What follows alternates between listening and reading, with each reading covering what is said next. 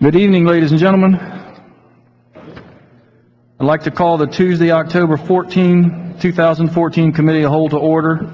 It's approximately 6:05 p.m. Roll call, Madam Clerk. Councilwoman Fairclough. Here.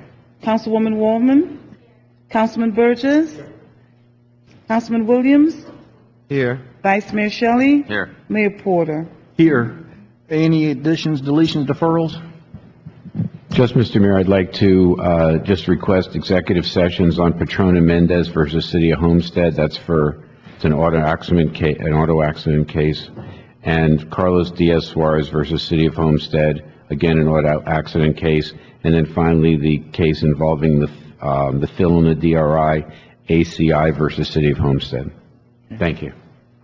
If there's no objection, let's go to tab 1, 2, and 3, so Joe can leave early, I guess. Joe, you got another engagement? My last council meeting in Pinecrest, so I don't want to miss that one. No problem. Michelle's here to handle the festivities when I leave. Tab 1, Joe? Yes, sir. This is a discussion of the code options for the notification of the community for site plan reviews. Staff recommends that we have this discussion of the public notification that we undertake. Let me explain what we do right now. Right now, we send out courtesy notices to the community in a radius of 375 feet from any proposed development. Those are things that we don't have to do, but we do it per our code as a courtesy on each and every one of the developments that comes through. We had made two suggestions through this. The first one is a lighter option, that takes it up a notch, where we would make the notices mandatory and expand the radius of the notification from 375 to 500 feet. The second option that we had come up with is that we would make the notices mandatory. We would continue to do them at 375 feet, but after a certain threshold, say 100 units development or 10,000 square feet commercial development, we would ask the applicant to have a mandatory zoning workshop where they would invite the community in, hold a workshop, and only when that was complete could they pass through to the planning and zoning board.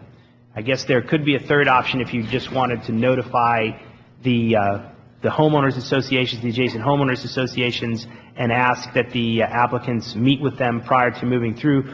We found that to be a little bit cumbersome because it didn't seem to incentivize an applicant to do a whole lot to make the notice go through, or if a homeowners association wanted to slow down an applicant, they may not respond to that. We thought the mandatory zoning workshop was probably the most effective and efficient way to go about this. So those are our three recommendations. We can mix and match the various components of each to make this system work a little bit better.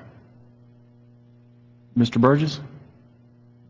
Thank you, Mayor. Thank you, Mr. Cordino. I brought this up in light of some developments that are now in the pipeline being done that are backing up to one's to Northgate, several to Ms. Fairclough's area, and in light of the organization that came here representing them over on Speedway Boulevard a couple of weeks ago.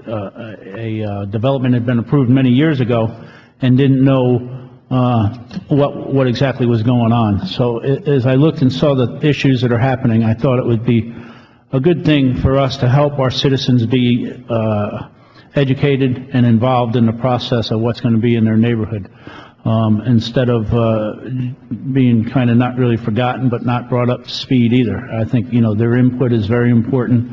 They are the people that are paying the taxes here. The developers come down, reap the benefits of the development, and leave for the majority, for the most part.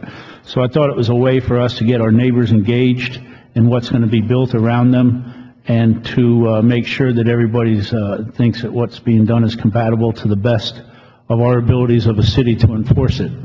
The only thing, if you could go back on your option number 2, the only thing, I don't want to put a specific number of units on there. I like that option best, but I think it just be whatever it is with. So any number of units that came through, any site plan that came through the system, if it was qualified for a public hearing, we would ask them to have a a site plan workshop. I think, to me, that would be a good start, and we can see how it works, if we need to make some adjustments as we learn the process and all that, but that's what I would like to see. To me, putting a limit of numbers on there, you may have somebody comes down here and just wants to build 50 units, and then they come back later and build another 50 just so they don't have to do things. And to me, that's not the intent of what I'm trying to get done here tonight. So I would like to see, whenever there's a development, that we ask, and we've got plenty of rooms that people can meet in, or they can find their own. If it's a HOA, perhaps they can meet in their clubhouse or whatever. But I would like for it to take place regardless of what's being done. Thank you, Mayor. Vice Mayor? Yeah, I concur with what Councilman Burgess has stated. I think that it's important to make sure that our residents understand what's going on. The only concern that I have is that the practical aspect of, some of these using feet to determine who you're going to notify. If you have a one-person house that's going to do it for a site plan, then maybe within 300 feet, 500 feet makes sense. It's the immediate neighbors who are going to be most affected. But once you start talking about a 10-acre neighborhood or something being put in or something larger, you're now affecting neighborhoods and their feeling, whether it be traffic issues, whether it be site issues, aesthetic issues. And so if you use 500 feet, you're going to notify 50 people, but it's not going to notify all the people that may be affected by the neighborhood. So you're not actually going to be able to inform everyone that might want to come in and express an opinion. So that's my only concern, is that we need to find a solution that accomplishes the goal, and that is to make our citizens informed, to make sure that people who are going to be affected, whether it be a homeowners association or other neighborhood, knows what's going on, especially when you talk about larger projects. Small projects, 1 or 2 units, not so much. The distance away makes sense. So that'd be my only concern, in trying to find some sort of solution. The other thing, which I know I discussed with you earlier about, is that when you go into the workshop or the meetings with the neighborhoods, you come back to, well, who do you notify? How many people do they have to notify? And so I think all that needs to be clearly defined and spelled out as we work through this or come up with these options, so that, you say you're going to have a workshop, a neighborhood workshop, but then how do you measure who they've notified? Do they notify enough people, or you still have the same 100 people and they should have notified 500 people? And then the last aspect is I assume that there'll be code that comes back to us to implement one of these options as this discussion unfolds. Is the other analysis I would like to see, though, is once you start getting too broad, is what is that cost, effect on the applicant, the person that's coming in to apply? Are we now starting to put too much of a cost burden on them? And that's just something I want to see as part of the analysis. Okay, that's all. Thank you. Mr. Williams? Does this have to do with just hearing what my colleagues are saying? If they're saying take out the number of feet, is this, or the radius of it, is this for just residential or commercial as well? Is it just across the board? It would be both residential and non-residential. So one of my other questions was, we didn't want to have a threshold of, say, 100 units. Would the same go for commercial? We had specified 10,000 square feet of commercial. I assume that any commercial development would also go through the same process, having no threshold. Okay. Thank you. Ms. Fairclough? Thank you, Mayor. And thank you, Councilman Burgess, for bringing this forward. I think this is good policy. We have to kind of refine it and polish it a bit to perfect it. But I think it's just extending the olive branch to our residents, and it's just good customer service. Because when I received the notice, I had concerns. I had a lot of questions. So I feel as if they extend that olive branch, meet with the residents to allow us to express our concerns and reservations. I think that would be moving in the right direction. So I am happy that this has been brought forward, because I think they should sit down with us, who this would be very directly impacting, to hear what we have to say about this process. Thank you. Mr. Burgess? Thank you. One other thing that I'd like to bring up, and it doesn't exactly fall under this umbrella, is at some point we need to look at moving our P&Z meetings to an evening hour. Because the one complaint that I have is that I have to work, my wife has to work, we don't have anybody to take care of the children, I can't take a day off from work to come sit at a meeting. So I think at some point we need to take those meetings and move them to a 5:30 or whatever schedule we think works best for our citizens.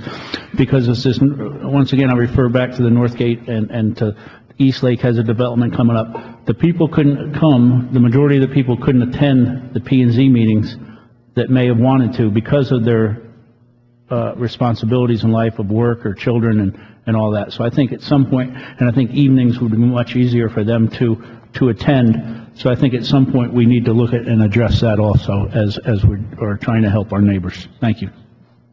Vice Mayor. Yeah, I concur. I think that's another good idea, another good option that's been raised, because I know when I was on P&Z, that's one of the issues you have. You have nobody in the audience. Occasionally you get some hot topic issues and people will make it out, time to come see you and actually say something. But, part of the P&Z process, that's where you should really flesh out a lot of these details before it makes it to us at the council level. So the more input we have at that time, the better product we're going to have come to us and the less debate's going to have to take place. And it also informs the developer or the property owner, what they need to work on before they come to us at the council level. So I agree. I think the more community process and the more people we can get involved in the P&Z level, the better the process is going to be. So I think that's a good idea too. Well, on the heels of that,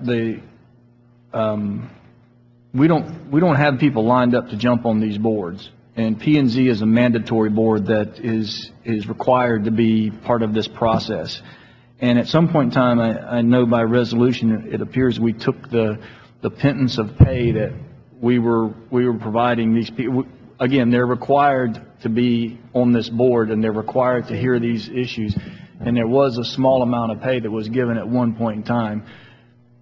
And I don't realize I don't know what the rationale was for taking that away, but maybe we could discuss that again as to whether or not, why there's no reason that or is there some reason that we may not be paying them some small, fee for, and then requiring them to show up and adhering to, that process. Mr. Williams? Yeah. Mayor, I'm not sure if I know what you're talking about. I didn't know we were taking anything away from them. We stopped. By resolution a while back, I think it was. When was this? Mayor, if I could, I can maybe lend some clarification to this issue. Several years ago, I want to say probably 2008, maybe 2009, somewhere in there, the city modified its code of ordinances with regards to boards and committees to make them uniform for most boards and committees across. The appointment, the terms, the makeup, the body, because all your committees and all your boards had different rules. So in an effort to unify, the City Council approved amendments to the code which specified changes to all the boards and committees, except for the Historic Preservation Board and the Planning and Zoning Board, who had their own regulations and were in other areas of the code and were created by ordinance under a different set of criteria.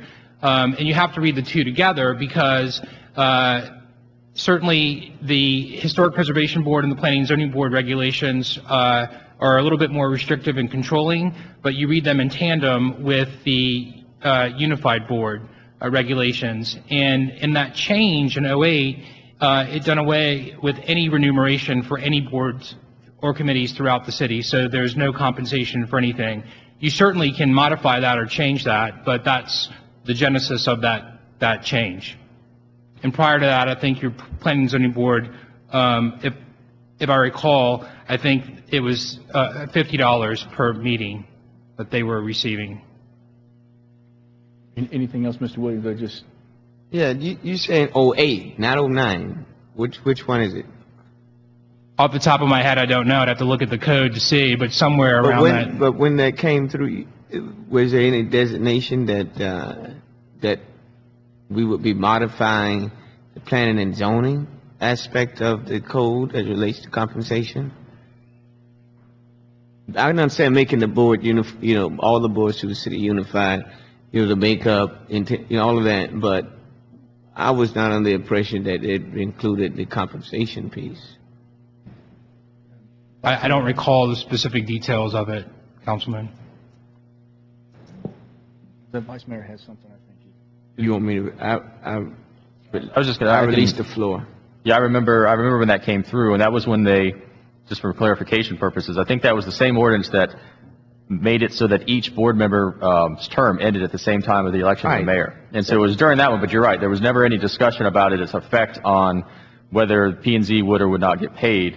There was discussion that it would affect P&Z, but not, it never was brought up that About it affects the compensation, not It specifically. was, it was 2009. Yeah, correct. July 2009 that came up. And I think the point that James made was if you want to change it, we can change it. Just to tell us what you want to do, and we can draft an ordinance, and it'll be on the next agenda. So I just- whatever happened in the past is interesting, but whatever you want to do now is really what's important. Mr. Burgess? Thank you, Mayor. And not to get lost on that, because I know we had the other thing, and my colleague brought up a good point. If somebody's building a single-family home, then, if redoing a home, that would be very cumbersome upon them. So as I go back and think, 100 units to me is too many, but perhaps, and if my colleagues would, just something to think about is, if somebody comes in with maybe more than 10 units and 5,000 square feet of commercial, then we could do something so that we're not putting too big a burden on them. Because it certainly isn't to burden people that are coming in and trying to, do a small-scale project as much as it is the big PUDs that we get brought before us. So that would be my point to staff. Thank you. Ms. Waldman? Yes, I would agree with what your last recommendation is. And also, just getting back to that change in the boards, I never remember discussion about compensation. I do not remember anything about that, so. I didn't mean to get us off track. No, but it's important you did, Yeah. because it took me by surprise. But I do agree with Mr. Burgess,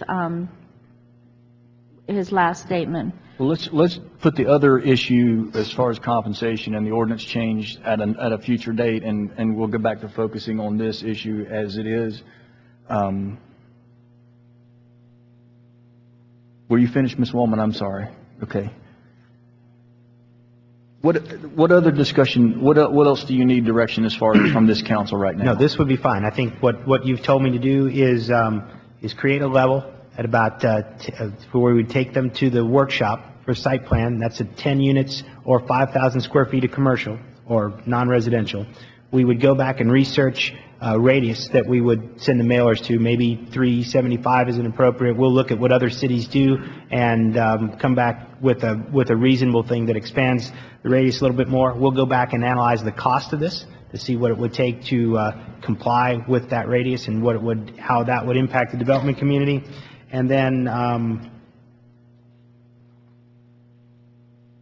we will look at a more applicable time for the Planning and Zoning Board to see if it's more appropriate to do it at a different time and date.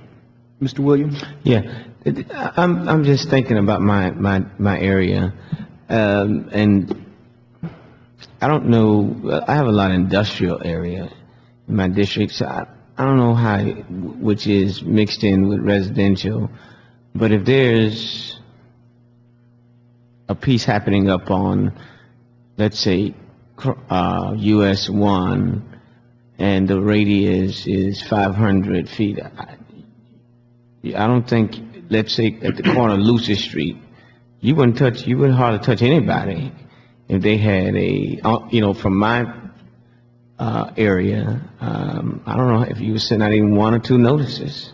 Yeah, that we'll go back and explore what other cities do, and maybe it's 1,500 feet, for instance, where we're able to get more folks involved. All right. Okay, so you'll bring us back information. Yes, sir. So if everybody's okay, we'll go to tab 2.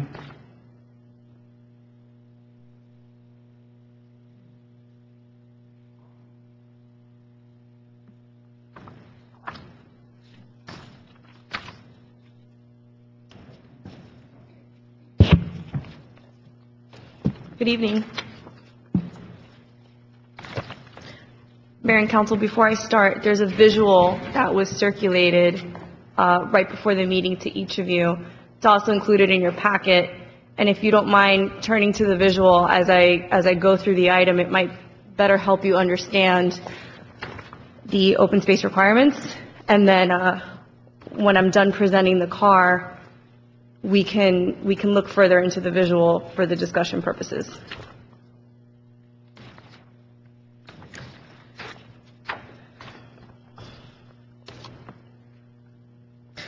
City Code Section 3569 provides that lakes and water bodies may count toward the open space and recreational amenities requirements within the planned unit developments. A minimum of 35% of the gross land area of the PUD shall be maintained as common open space and recreational amenities. A minimum of 33% of the 35% that I just discussed is required to be usable common recreational and open space, and up to 80% of the 33% of the usable can be categorized as a body of water. So if you look at the diagram that I presented, I have the definition for open space, the definition for usable common recreational and open space. The gray area is the overall PUD, and then within that you see the 35% recreational open space requirement, and then within that the 33% usable open space, and then within that the up to 80% body of water. And then if you flip to the second page, and again I'll go into more detail, there's a diagram that pertains to the bodies of water, and so the 80% you have to build up to it. So any PUD can start with a 20% basic body of water, and then you can apply for an increase in credit. So for example, if you propose a clubhouse on a lake or a body of water, you go from 20% to 25%. If you include bench or swimming areas, that's another 20% credit, and you can continue to build on those credits up to an 80% threshold to make that body of water more usable and more of an amenity for the surrounding communities. If you flip to the next two diagrams, we've included aerials of Keys Gate number 1 and Keys Cove, and you can see the PUDs have several bodies of water, a clubhouse and a pool, but no parks. Back when these were approved, we weren't looking for fishing piers or boardwalks. We weren't looking for bike paths, for example, or beaches, or any type of trails. So in 2009, the city code was amended to include these open space requirements pertaining to the lakes as an effort to enhance the open space requirements and make them more usable.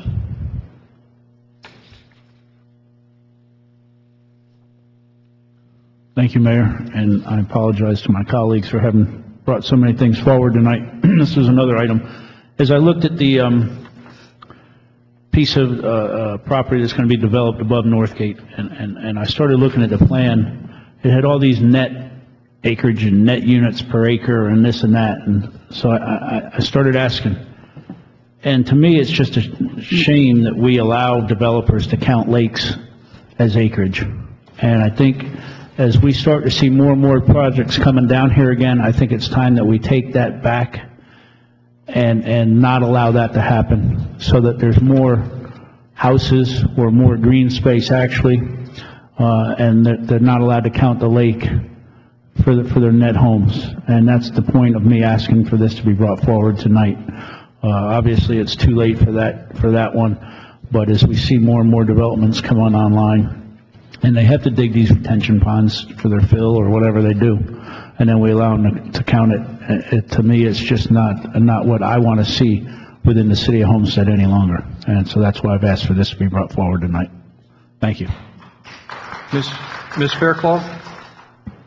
Thank you, Councilman Burgess. I was about to ask what precipitated this coming before us, and I think your rationale is awesome, because I feel that we have to create the vision for our communities and not allow someone else to dictate what our community should look like.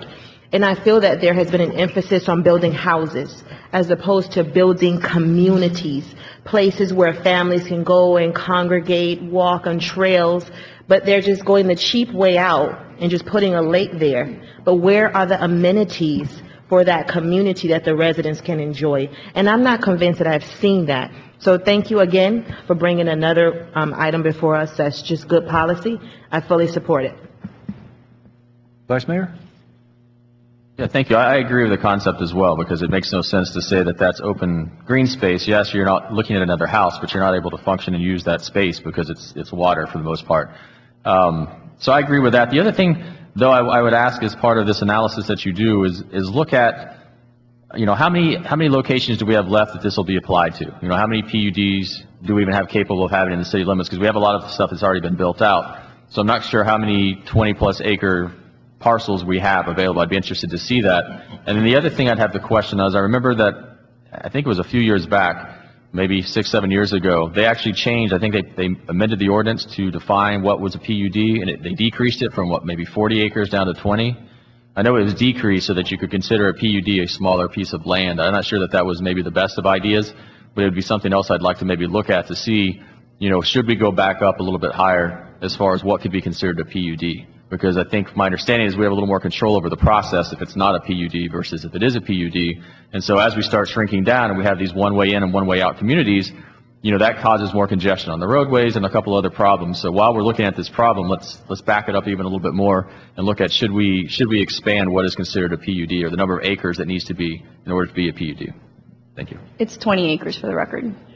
Yeah. It's correct now, but I'm saying, should we look at it and make it bigger? Should we go back up to what it was? I don't know if it was 40 or 30 or 50, but let's go back and see where we were in historical time, why they decided to reduce that, and then kind of give me an analysis of why that's good or bad. Because again, in my mind, as I sit here, I think that if you have larger acres that can be considered a PUD, it gives you more safeguards on those smaller acreages, plus it encourages the acquisition of maybe more land so that you have properties that abut maybe 2 roadways can get you in and out versus having everybody funneled in one way and funneled out one way. So that's what I'd like to look at. Thank you.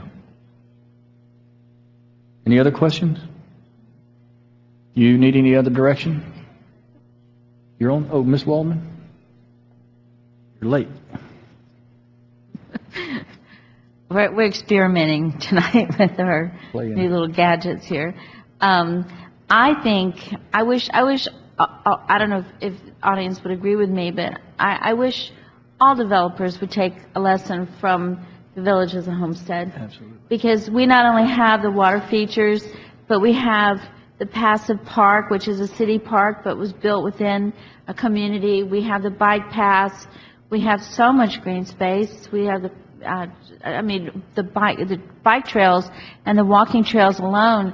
If people use it, it's amazing when you go outside and you see all the people enjoying the nature and yes, we've seen a few possums and yes, we've seen a few raccoons, but we really, Yvonne lives there, the mayor lives there, but we have a lovely community with great services to the people and to their children, and I wish everybody would follow that example a bit. I do hope that we don't just continue the suggestion of lakes, because I do think they add something to the communities, but I love the idea of the fishing piers and the boardwalks and all the other things. But definitely I support you, and definitely I think it's a great step, a first step, a right step, and I just wish we could get back to what's really important, and that is you come home to a house, but there's got to be something outside that house. There has to be something for families to generate. And Louis, you're in the audience. You're a realtor. He's not paying any attention to you. Louis. Hello. I'm up here. I'm talking about you. No, I was just saying that you sell real estate, and you probably didn't hear a word I said before, but I was just saying that, I hope that we can get back to family values and how important it is. And people that I meet, the first thing they say is, well, where can my child ride his bike, or where can they play, and where can I have quality of life? And that's got to start at home. So teach you to pay attention to me.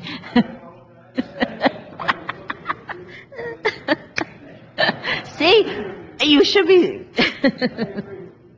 Thanks, Lou. Sorry, Mr. Burgess? Thank you, Mayor. And my intention is not to cut out, and not give them any credit, but I think where we allow them to go up to 80%, is that correct, Michelle, right now?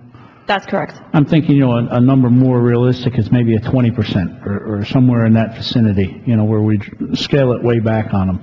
And, that way they'll still have the incentive to do it, but they don't get the credits that they receive today. Thank you. I agree.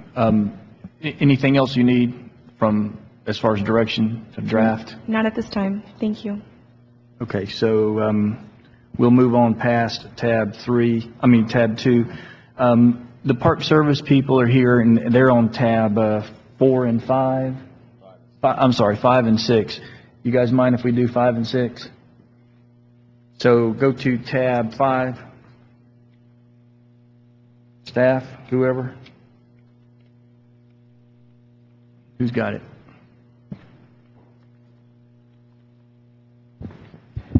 Mayor and Council, this is a resolution for development of a water trolley service between Biscayne National Park and Boca Chita Key and Elliott Key.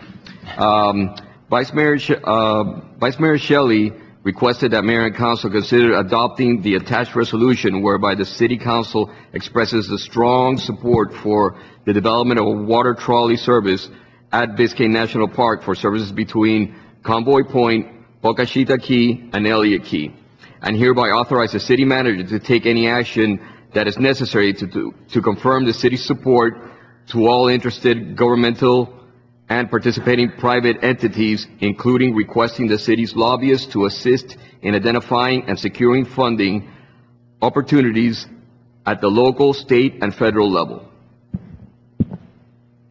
Vice Mayor. Thank you, Mayor. This is an idea that came up. We had a roundtable workshop that was led by a consultant with the Park Service, community activists, National Parks Conservation Association. And one of the ideas that came up was this idea of a water trolley that would take you from the visitor center at Convoy Point there to the various islands. And so, we have we have the Homestead National Parks trolley, which is the land-based trolley that's getting all these people out to Biscayne National Park. But then they're kind of stuck at the water's edge, and most of Biscayne National Park is in fact water. Most of the good things to see are out there on the water itself. And so this was a way of continuing that learning experience, especially for those that maybe for lower income, it's free transportation or low income transportation is the concept. And so what this is really doing is just asking for the council's support to endorse that, to say that I think that's a great idea, because I think it's something that's good if it's successful. And it looks like we're on our way to possibly doing something in the next year or two with this idea. It would be very beneficial to the city of Homestead and the current land-based trolley, because most people would be required to ride our trolley to get the low or free ride on the water trolley. So it would give me a way of funneling people through our downtown and through our community to these national parks. And I know that there's some other things that are going on. I can't discuss them specifically. I don't know if Christiana from Biscayne National Park's here. I don't know if she wants to add anything. Sorry, if you can go up real quick. Because they do have a management plan. They're working on some other things. There's rules. You can't talk about some stuff. You can't talk about others. So I'll let her do it so I don't breach any confidences. Okay. Our centennial is coming up in 2016, and one of the main tasks that our director has given to the National Park Service is to connect with communities and welcome communities to the park and be relevant to communities. Right now, Biscayne National Park, sitting right next to Homestead, largest marine national park in the national park system, is relatively inaccessible to the community. Even when we do have a concession service operating, a family of 4 would have had to drop about $200 to get out to our islands and experience them. Elliott Key and Boca Chita Key are the 2 islands we're looking at having the water trolley service out to, and both those islands offer a wealth of recreational opportunities. Boca Chita has an ornamental lighthouse with 360-degree views of Biscayne Bay out to Miami. Elliott Key has an 8-mile-long hiking trail. Both islands are great for paddling. Elliott Key is very protected, so canoeing, kayaking, all of that. They both have picnic areas, restroom facilities, so it would add a whole new dimension to recreational opportunities in Biscayne National Park that would be accessible to the community, and I think would draw tourism, improve the quality of life for the community, while also achieving our goals of creating community connections and being relevant to people and a place where people come to recreate and experience, as opposed to a place where people not only can't afford to recreate in, but may not have the easy access to. So we're really excited about this opportunity. Thank you. Yeah, that's all for now, Mayor. Any questions from council? So this basically, the expenditure would be whatever the lobbyists do for us, which is buried into the everyday lobbyist activities. Correct. Yeah, there's no real expenditure on our part at this point. It's just lending support and lending, the efforts and finding out is there grants available, because there are some tourist dollars available at the state of Florida. Florida seems to be the only place that has any funding at this time. So there are some dollars that may be available to help fund some of these programs. The Park Service is also working on their own way of maybe having this funded also. So that's really, there's no expenditure. It's just if our lobbyists are up there and they hear of something, can they pass it on to us? Can they work for us? Can they work for the parks to help facilitate some of these connections? Ms. Waldman? Of course, I fully support this, as I have the national parks forever. But since this is all new to me, so I'm asking you for a meeting about the Greenway, the Biscayne Everglades Greenway Trailway, the 42 miles. So because I think it might tie in with all of the things that we're all working. I'm working over here on something, Mr. Shelley's working on something else, and then you have the parks.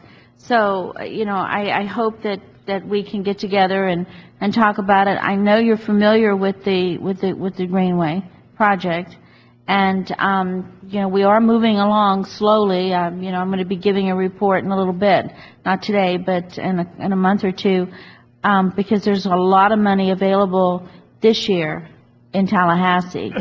So, I think if we continue to work together, all of us, that we can see so many accomplishments. So I see Heather's in the audience, so I know she knows all of you and has all your contacts.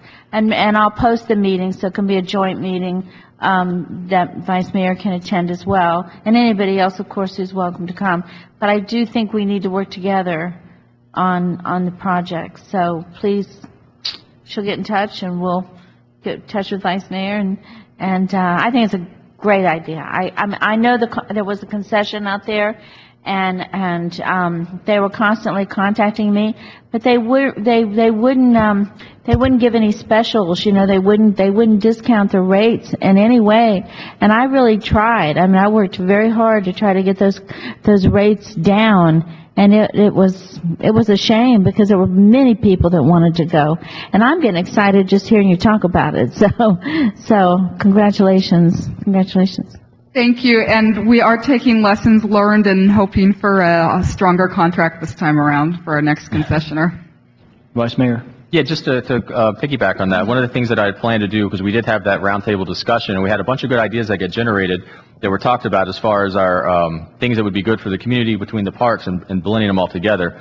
And so I think in the January council meeting, I wanted to have like a special presentation where we actually presented those couple ideas that we generated, and then asked for a workshop with my colleagues to further enhance and develop those ideas. One of those is the Greenway project as well, to make sure that we're all firing on the same cylinders, we're all working together as a community and a park service and organizations. And so I was going to kind of introduce that in January and then ask if you guys wanted to do a workshop, but I'm more than willing just to go straight to the workshop. I just didn't want to hold one and then have there not be a lot of interest. So that's something as well that we can do first of the year or as soon as you guys want to, because I want to make sure that everyone's involved in this process and then really blossom this thing going forward. Ms. Waldman? Yes, and if you recall, this past year I had a roundtable workshop, and there was a lot of transition going on with Biscayne National and with Everglades, and I didn't have a good attendance. I didn't feel that I had good attendance from the parks. I had everybody else present, but the people that I needed more than anybody were the parks. Vice Mayor, you were there. And we had a great meeting, but I think it's kind of ridiculous for us both to be having these meetings when we can have one joint meeting and get everybody on the same page at the same time. So I'm putting it out there. I'm there. Yeah, I'm agree. So whenever you guys decide you want that workshop, I think we jointly plan that and carry that forward and start bearing the torch and moving these projects to completion. Is there a motion to move tab 5 to the agenda? Moved and seconded. All in favor? Aye. Aye. Item carries. Tab 6. Vice Mayor, you want to go ahead and take that? Thank you, Mayor. This is another, as you know, we had the National Parks Trolley, Homestead National Parks Trolley. We kicked off last year, ran from January through April. It was very successful. We had over 9,000 riders get off and on that trolley during that time period. I think by the end of the season, we were averaging about 400 riders a weekend. And so one of the problems we started encountering was that we were running out of room. And so the prime time in the afternoons, we had standing room only. We had a couple times where it was borderline whether the people were actually going to be able to make it back or to the parks. And so this year, what we started planning about a month or so ago for this season, which kicks off on November 22nd, and one of the things we looked at in order to enhance the service, to service more people, and to make sure that we're able to get everybody that shows up in our downtown out to these parks and vice versa from the parks back to our downtown, was that we needed to add another trolley to kind of pick up the extra slack where we were missing. And so we came up with a creative idea, because it'd be great to have a whole separate trolley. We have 2 different routes and really make this thing huge, but there's just no funding at this time. So what we decided we could do is try to get a trolley that covers the prime time, just the peak hours, and we're going to run those in reverse. So you have one that runs to Everglades, the other runs to Biscayne, and so that way you almost have 2 routes, which keeps your wait time down, because that was one of the problems we had last year, is that people were waiting pretty long distances between trolleys, and this way it kind of increases or decreases the wait time. So by doing this extra trolley, we can actually accomplish a lot to enhance the entire programming, and kind of keep this project going forward and keep it being successful. I did have some stuff that I had them hand out. These were some of the press things that came out that covered the positive things that were said about the city of Homestead and the National Parks Trolley. So I wanted you guys to see that and see what kind of, I guess, positivity it brought to the city. And I also have, I know Bob Krummenacher, I know I didn't say that right, but he's the acting superintendent of Everglades National Park, so he hasn't had a chance, I don't think, to meet any of you. So while he was here for this in support, so I figured I'd give him the floor really briefly just to kind of say hi, introduce himself, and then if he wants to say anything about the trolley, he's free to do that as well. Thank you, Vice Mayor. You actually pronounced it perfectly. So, oh, very good. First person ever to do that, I think, in my entire life. Hello, everyone. I am, as Vice Mayor said, I'm Bob Krummenacher. I am the acting superintendent of Everglades and Dry Tortugas National Park. I've met some of you a few weeks back. I've been here since the end of July. I am normally the superintendent of the Apostle Islands National Lakeshore, which is on Lake Superior in Wisconsin. Some of you may remember something about ice caves last winter on Lake Superior. That was our park. So ice caves to Everglades. It's been an amazing transition weather-wise. But I am here briefly. I'm really the interim superintendent. I can tell you that the process of trying to fill the permanent job post Dan Kimball is progressing. It's slower than we had hoped. We probably won't have anyone here till the first of the year, at least. But in the meantime, we're going full steam. I will tell you that the relationships with the city of Homestead have been terrific, and my job is to make sure they stay that way and hand us off to the permanent superintendent at some point. Perfect. Thank you very much. Thank you. So, and then the last thing is that this is, the request is from the half-penny sales tax, so it doesn't affect the general fund, and you guys correct me if I'm wrong. This is the half-penny sales tax specifically for transportation items, and so this would be, I think, a great use of those dollars for a transportation item like this, and that's all I have for now, Mayor. Mr. Burgess. Thank you, Mayor. To the Vice Mayor, you're going to monitor to make sure that the extra trolley is being used and all that, so and make sure that the numbers are there for it as it goes on.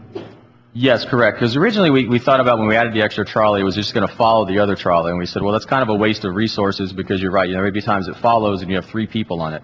So what we've done is actually the second trolley will be incorporated into the route with a different route going the opposite direction. And so it should actually, it'll split it up and you should have the same type of ridership that we had last year. If it continues on the growth spurt that it was at the end of last year on through this year, which I know people have already started asking, when's the trolley running again, then yeah, it should be full. But yeah, we will monitor that because if it's not needed, then probably next year they'll reconsider going back to one trolley. Okay, thank you. And just one other point, if I may, Mayor.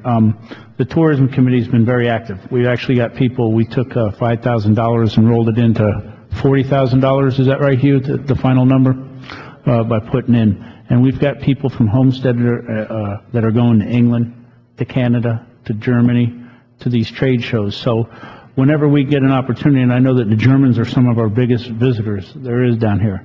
So at some point, I'd like maybe yourself and somebody from the park to come and talk with the tourist people and make sure that we have the literature or the ideas and the right information for them to take as they go to these places afar and abroad, to make sure that people are aware of the things that we do offer for them down here, because Bill Talbert has been down a couple of times, and he's stressed to us how many times and how many Germans and stuff do come down here, and a lot of them don't have the capabilities to drive and stuff. So I want to make sure we get that word out to them throughout Homestead. So thank you. And Vice Mayor, we already own this trolley. It's just going to go into service, correct? Yeah, we already have the trolley. We already have all the equipment we need. It's just we need the extra funding being dedicated because it's above and beyond the funding that was allocated for the program. So it's just the extra funding for the operation of it. Right. Just to let everybody know, we're not buying necessarily another trolley. Okay. Unless you guys want to approve that. No, not tonight. I don't know. Is there a motion to move this item to the agenda? Is there a second? Moved and seconded. All in favor? Aye. Motion carries. Let's go back to tab 2. No, let's go back to the first item that we skipped, which was the medical marijuana presentation.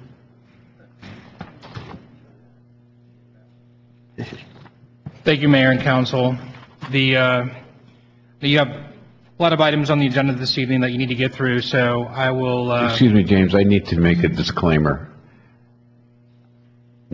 I just, for the record, we're not, our law firm, our firm, we are not pro or against. The purpose of this presentation is I know that you all have been getting a lot of questions about what about the referendum coming up, what does it do, what does it not do, and so this is intended to be a very balanced presentation on sort of just like the black and white of what the constitutional amendment will do, how it might affect the city, but I don't want anything that comes out to be construed that we're pushing this one way or another. Some of our cities are very excited about this, and some are not so excited. So, just wanted to put that on the record.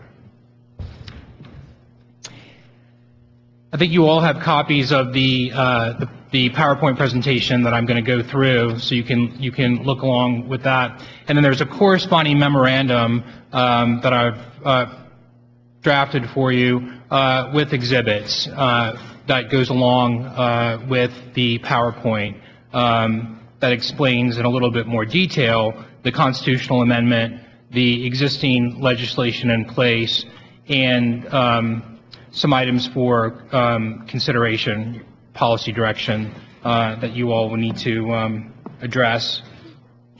So we'll begin. The first slide here is just primarily to sort of give you an overview of the current status of what's happening with medical marijuana across the nation. And you can see that a number of states will have medical marijuana on their ballots in 2014, and a number of states are also placing on their ballots proposed recreational marijuana. Currently, right now, 23 states, including the Washington, D.C., permit and allow for medical marijuana. 2 states, the state of Washington and Colorado, allow for recreational marijuana. So what we know is that this isn't a fad. There are many opinions that run the gamut out there. The unknowns regarding the implementation of the amendment on this November's ballot are unknown, because we don't know what will happen in rulemaking, and we don't know what will happen with the legislature, so we're a little in the dark.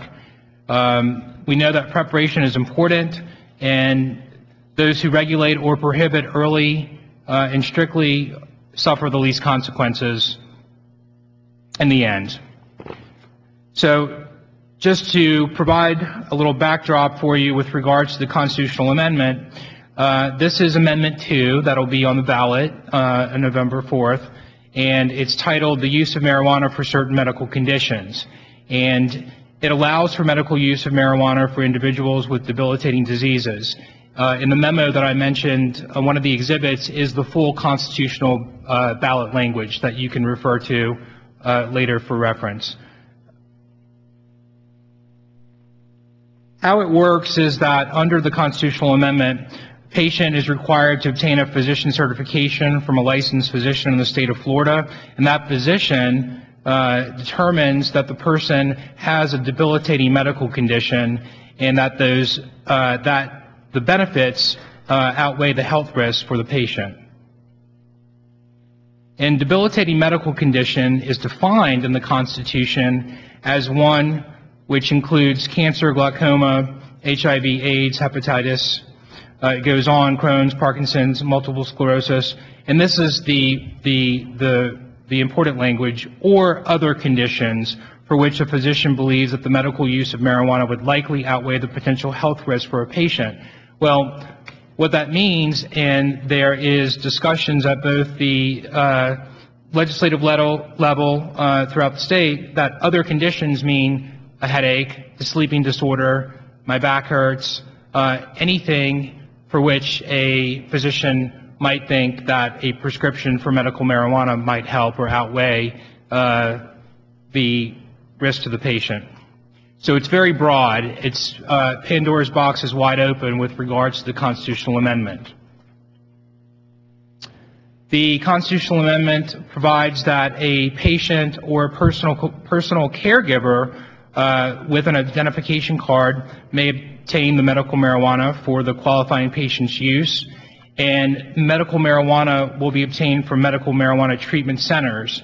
And treatment centers under the Constitution is a broad definition as well, and it basically includes everything from cultivation to processing to tinctures, aerosols, soils, ointments, all the manufacturing involved with marijuana, the transport, the sale, the distribution, the dispensing. I like to call this the cradle to grave, so it covers everything from the beginning all the way to the very end. And the constitutional amendment allows for any use of any kind of marijuana which can be consumed in any form. So that includes smoking, that includes edibles, that includes lozenges, that includes ointments, oils, everything you can possibly imagine in any type of form is covered as medical marijuana under the proposed constitutional amendment. So the amendment also references that it does not protect anyone from prosecution under federal law, but only under state law, and it provides that the implementation will be through the Department of Health. And the legislature is specifically not preempted from regulating or stepping in and providing legislation, but they're not required to do so. So the Department of Health, under the proposed constitutional amendment, is the regulatory body which issues and provides for procedures related to the issuance and renewal of the patient identification cards or qualifying caregiver cards. And they also are the department that is tasked with providing procedures for the registration of medical marijuana treatment centers. So within 9 months of the effective date of the amendment, the department must begin issuing personal caregiver cards, registering medical marijuana treatment centers. So if the state fails to implement, a patient with a physician certification is still protected and allowed to use medical marijuana, but you could be in a situation where the medical marijuana treatment center is not up and running, or there's not regulations or licensing schemes in place yet, so there's really no ability or nowhere for a patient who has an identification card to obtain medical marijuana. So set the constitutional amendment aside for just a moment, which is the broad, very broadscape, full medical marijuana covering every debilitating disorder and any other condition which a doctor may find is necessary, to the current existing legislation. And so this year, you may have heard Charlotte's Web, and that was the medical marijuana legislation that was approved and enacted this in 2014, and it's commonly referred to as Charlotte's Web, but the official name is Compassionate Medical Cannabis Act of 2014. And what it provides for is low THC cannabis. So it's a strain, a type of cannabis which is low THC. It does not allow for smoking, and it only can be administered or available to those with limited qualifying illnesses. So it's not the broad constitutional amendment scope of illnesses. It's very narrow in respect to cancer, physical or medical conditions, those that cause muscular issues. Patients must be a permanent resident of Florida. And this just goes into what the ordering physician must do. And in this particular framework, the physician is the one who orders the medication for the patient. The way that the statute is set up for this type of medical marijuana, right now, it provides for up to five dispensing organizations or locations, licenses to be issued throughout the state. So the state's divided into 5 districts, and each one of those districts will obtain one of these licenses for the distribution of medical marijuana. So everything from cradle to grave, from growing to dispensing. We are in the Southern District, which includes Monroe County, Miami-Dade County, Broward County, and Palm Beach County. The legislation that was set up this year also provides a list from the Department of Agriculture and standards as to who qualifies to apply for one of these licenses. And there is 39 different nurseries that have been in existence for 30 continuous years that cultivate more than 400,000 plants. So the class of the individuals who can even apply for this is limited to 39. My last conversation with the county ag manager, Charles Laprade, we have 15 in Miami-Dade County, and the other remainders, I think, are in Palm Beach County, and all of those nurseries are located in unincorporated Miami-Dade County. But that just sort of gives you the backdrop with regards to what's in the Southern District.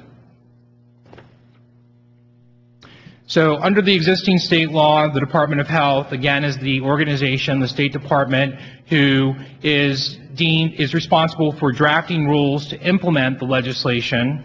They have currently drafted rules to implement the legislation, and those draft rules, proposed Rule Chapter 6404, is currently in administrative law proceedings. So there are a number of organizations that have challenged the rule, and so the rule is stuck in rulemaking in a challenge mode. So instead of the rule making being complete and implemented by the statutory deadline of January 1st, it doesn't appear that that's going to happen, and the deadline is probably not going to be met unless something moves very quickly, which I'd be surprised. But bringing back in the amendment to the existing law, and let me just sort of go through this a little bit and provide the distinction for you. So, as I mentioned, under the existing state law, it provides a much narrower framework for the growing, the selling, and the using medical marijuana. The existing state law limits the type of marijuana that can be grown and who can grow it, and it prohibits smoking as a method of consumption. The existing state law is not broad enough to fully implement the amendment. So if the amendment passes in November, the existing statutory structure that's in place is going to need to be amended because it cannot implement the proposed constitutional amendment with regards to the type of marijuana and the usage or the delivery, because as I mentioned, right now, no smoking is allowed, but under the constitutional amendment, it would allow for smoking. So, interaction with federal law. Lots of questions have come up with regards to, well, what's the interplay with the federal law?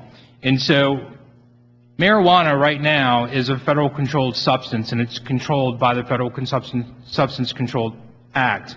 The production, the distribution, the use of marijuana for medical and recreational purposes.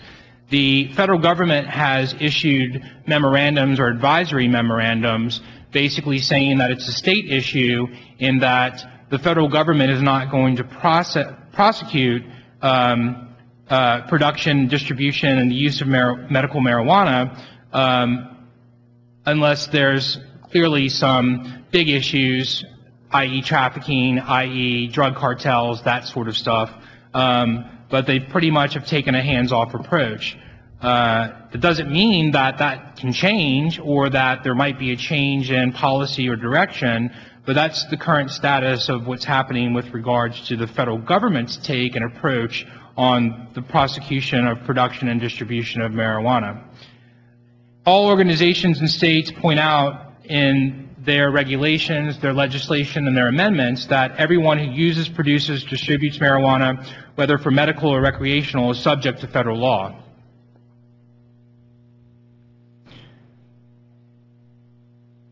So no state statute or law protects against federal prosecution. The current, as I mentioned, the current federal administrative policy is to not take an active enforcement approach. But I say that because you don't really know what's going to happen with regards to a U.S. attorney who has the prosecution authority within a certain district. An example of this would be in the state of Washington. There's 2 federal districts in Washington. On one side of the state, there is a U.S. attorney who's very, very, very conservative, and so although the general policy has been hands-off, that U.S. attorney has taken the position that they're going to come in and they're going to enforce. So there's no dispensaries, there's no grow facilities, there's no medical marijuana treatment centers at all on one side of the state, and the other side of the state is where all the dispensaries, the grow facilities, everything exists, because that U.S. attorney is much more liberal and has taken the approach that they're not going to go in and enforce. So as of today, I've seen nothing, and there's nothing been issued by any of the U.S. attorneys in Florida, and we've been told that they are not going to take a position on this until after the amendment comes out and after the election. So I referenced this before. This is just a list showing the years that, previous years that various states in the Washington, D.C. Approved medical marijuana.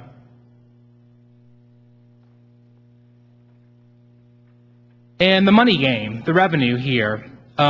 What's interesting is that in most other states, or other states such as Colorado, there are huge and significant revenue implications for both the state and for the local government. And questions have been posed, and questions are starting to rise with regards to a local government's ability to tax or to share in some of the profits that might be coming through the state with regards to medical marijuana. And right now, Florida municipalities cannot impose a local sales tax unless the legislature empowers them to do so. And currently, right now, there is no law which empowers local governments to impose a local sales tax. So any tax is going to go straight to the state in the current legislative framework that's set up. So implementation timeframes, just to give you an overview, some key dates here. So January 1st, 2015, under the Charlotte's Web legislation, the Department of Health was supposed to have approved and implemented the rules related to Charlotte's Web. As I've mentioned, that's currently in rulemaking challenge. It doesn't appear that January 1st deadline is going to be met. If the constitutional amendment passes in November, January 6th would be the effective date of the constitutional amendment legalizing the broader types of uses of medical marijuana. Under the constitutional amendment, if it passes in March through April of 2015, the legislature is probably likely to enact additional legislation, which would be effective sometime in May, July, or October. I think if the Florida legislature, if the constitutional amendment gets passes, there will definitely need to be some tweaks to the legislation to provide for the broader medical marijuana. What remains to be seen is how the licensing scheme and the medical marijuana treatment dispensaries or distribution system will change, because currently right now it's only 5 licenses throughout the whole state. So depending on if the amendment passes, depending on the lobbying efforts, depending on the legislature, that could change and mold into something very different than what it looks like under today's only 5 licenses throughout the state, and everything having to be on site. We just don't know, so there's a lot of moving targets with regards to this and what can come into play. July 6th is when the Department of Health rulemaking related to the amendment must be complete, and October 6th is the sort of end time frame with regards to identification cards and registration of treatment centers. Now, that's provided that nothing gets challenged, there's no lawsuits involved. That's just sort of the straight timeline, not taking into consideration what may occur or what lawsuits or challenges may get filed. So where does that leave us? So getting ready. Questions have been posed, well, can we say no? And the answer is arguably yes, you can say no. And you can prohibit. So some states, either by statute or directly in their constitutional enactments, specifically allow local governments the ability to regulate and prohibit. In the proposed constitutional amendment in November, it's silent with regards to that issue. The statutory framework that's currently in place is silent on that issue as well. And the current proposed rules that are being challenged under the Department of Health is silent on that issue as well. So the rule is in Florida, when state law is silent, Florida municipalities have the ability to regulate in any manner that's not inconsistent with state law. So also the general rule is municipalities cannot do anything that is inconsistent with federal law. So the amendment and the legislation create a murky legal situation, and we're in the situation that there's this whole issue of federal supremacy and that you have to comply with federal law. So, someone in Florida, some municipality, and there are many municipalities who are prohibiting, some municipality is going to get challenged at some point. I don't know how or what context that's going to come into play, if it's going to be a constitutional challenge but someone's going to be the test case. It's just a matter of who that's going to be. This is a huge industry and with a lot of money behind it, so I think it would be foolish to think there's not going to be some lawsuit that might be coming to a municipality or a county that is prohibiting it. That being said, if you all want to take the approach of saying no, I think there are a couple of options for you to consider. And that is, if you prohibit, you would be, option 1 would be a prohibition on anything that's not allowed under federal law, specifically medical marijuana. And I would recommend there be a dormant moratorium in place for a 1-year period.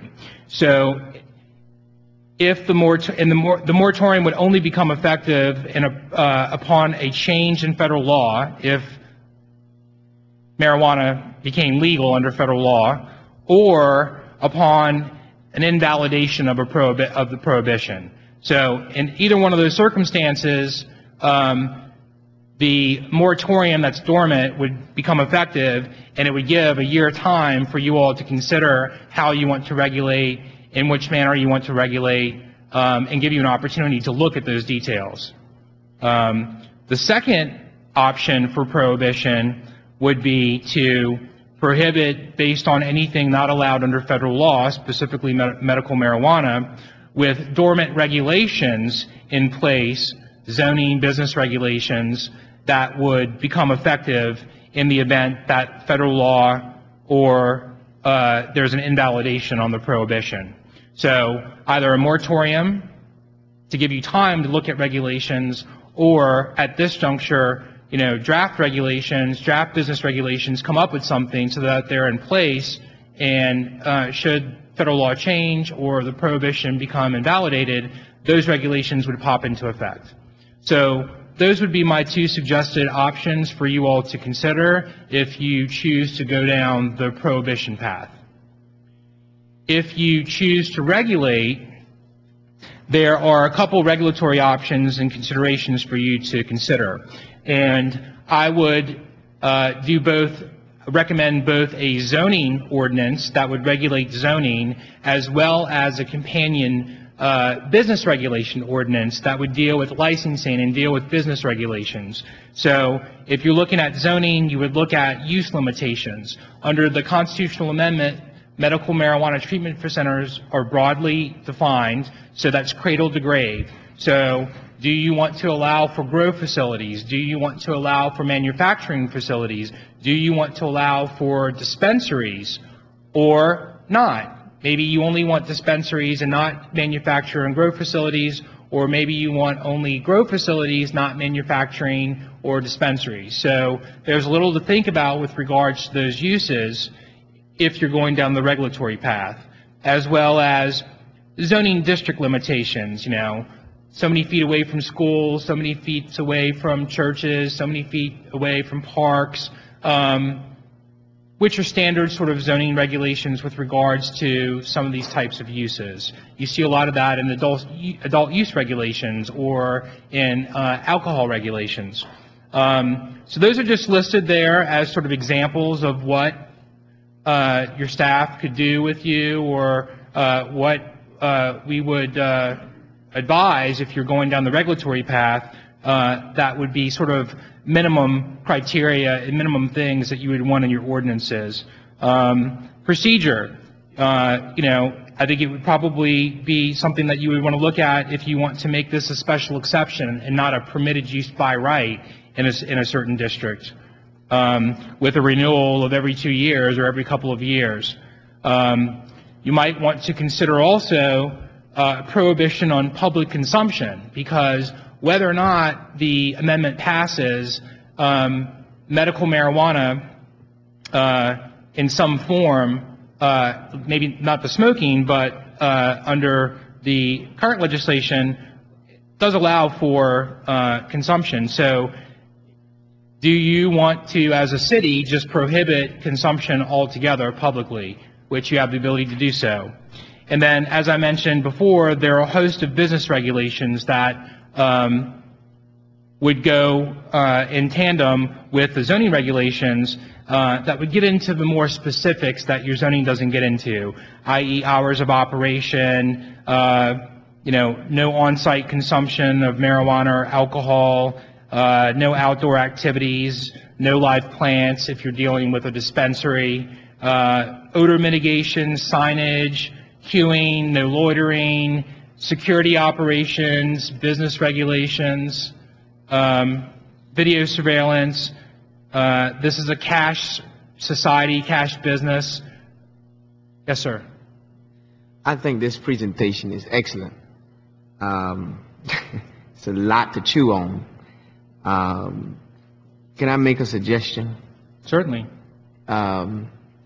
I think we all have the presentation and the meat of what you have given us tonight, but for the sake of time, could we move on with the agenda? Well, I know, that's why I'm trying to give him my congratulatory now of such a fine and excellent report, and going through all of this, because I know this is time consuming. So Thank you for that, Mr. James. Sure. One more page, right? Yeah, this is it right here. Yeah, it sort of ends with, fees, applications, licensing. So if you're headed down the regulatory path, those are all things that you want to consider.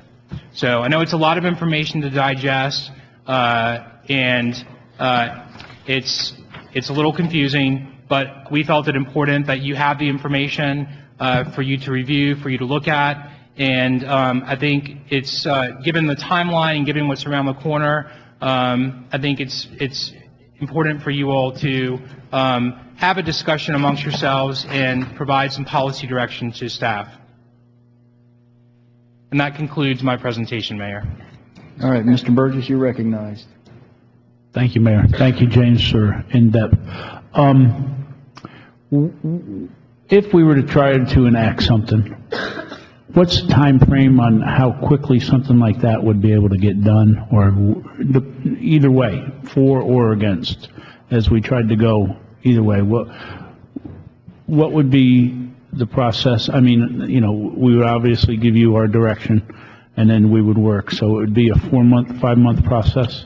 No, if the direction is prohibition, we would draft an ordinance. That's the easy one. We would draft an ordinance and, have it before you in November, December for first and second reading.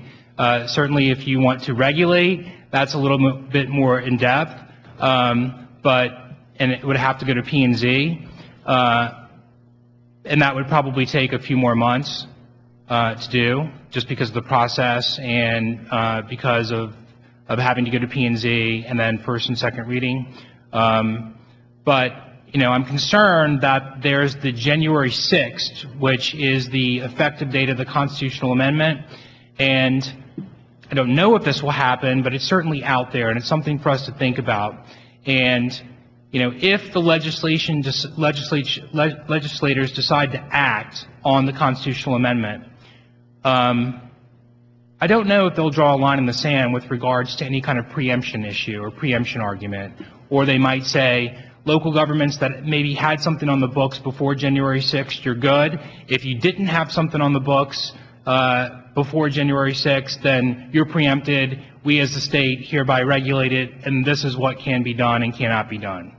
And so, even if we don't want all the full-blown or don't have the time to go through all the full-blown business regulations, it's something that we should probably, think about and put something on the books so that we at least have something in case that issue comes back. And we can always come back and amend later.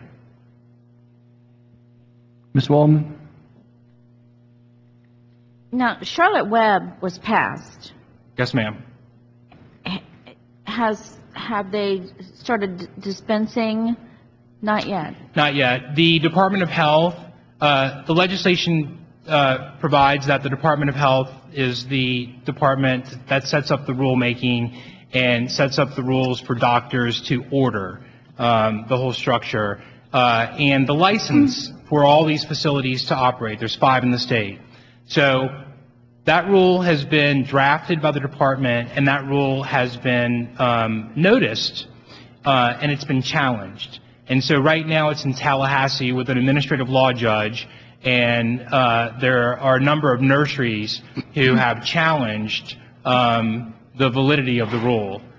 So they're not even close to meeting the deadline to implement the whole legislation for issuing medication. I know, and this is really going to be something. I mean, I'm watching it carefully. I don't know what's going to happen in November, but I do know that there are people who are just passionate about having it passed. I have 3 friends right now going through breast cancer, chemo, Herceptin, 52 weeks. One's in hospice. I see, I have a disabled grandson. I understand, but I think we all thought Charlotte's Web was going to take care of a lot of that, and it hasn't even started. But I guess my point here is that I think we should be prepared, because even though we don't have any nurseries here in our city limits, to my knowledge, who has qualified, the dispensaries would be, knocking on our doors if it should happen. So, I've been trying to watch it on television. I see Louis standing up. I know he has something to say, but Michael Putney had a very good show on a few weeks ago about it. I don't know. I don't know what the people are going to decide. I know we as a city, I don't think anybody's taken a stand one way or the other. I know I haven't. But thank you so much, James, because this is all information that's going to, I mean, eventually it's probably going to happen. Eventually, something's going to happen. The Charlotte's Web, it has happened. It's just like you say, tied up. So, but we have to be ready.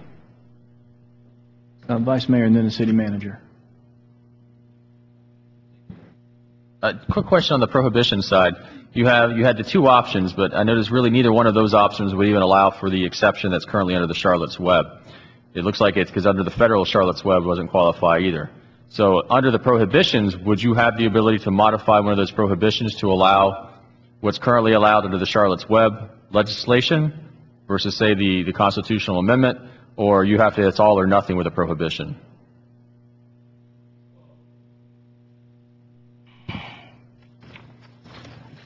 Can certainly look at that, but right now it's sort of an all or nothing, because under the Charlotte's Web structure, there's only 5 licenses, and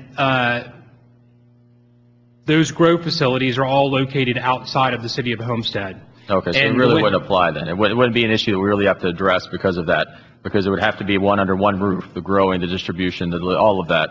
And so since none of those exist in our city limits, then if we did a prohibition, we wouldn't be affecting or wouldn't have any issues there. As it stands now, correct. Okay. And then my second question would be on the local tax.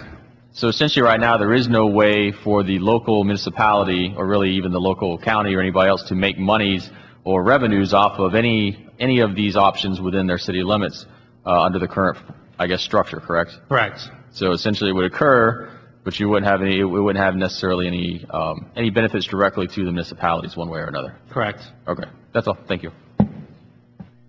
Louis, did you want to say something? Come to the microphone if you don't mind, please. I'm sorry, Mr. Manager, I skipped you. You have something to say? Okay.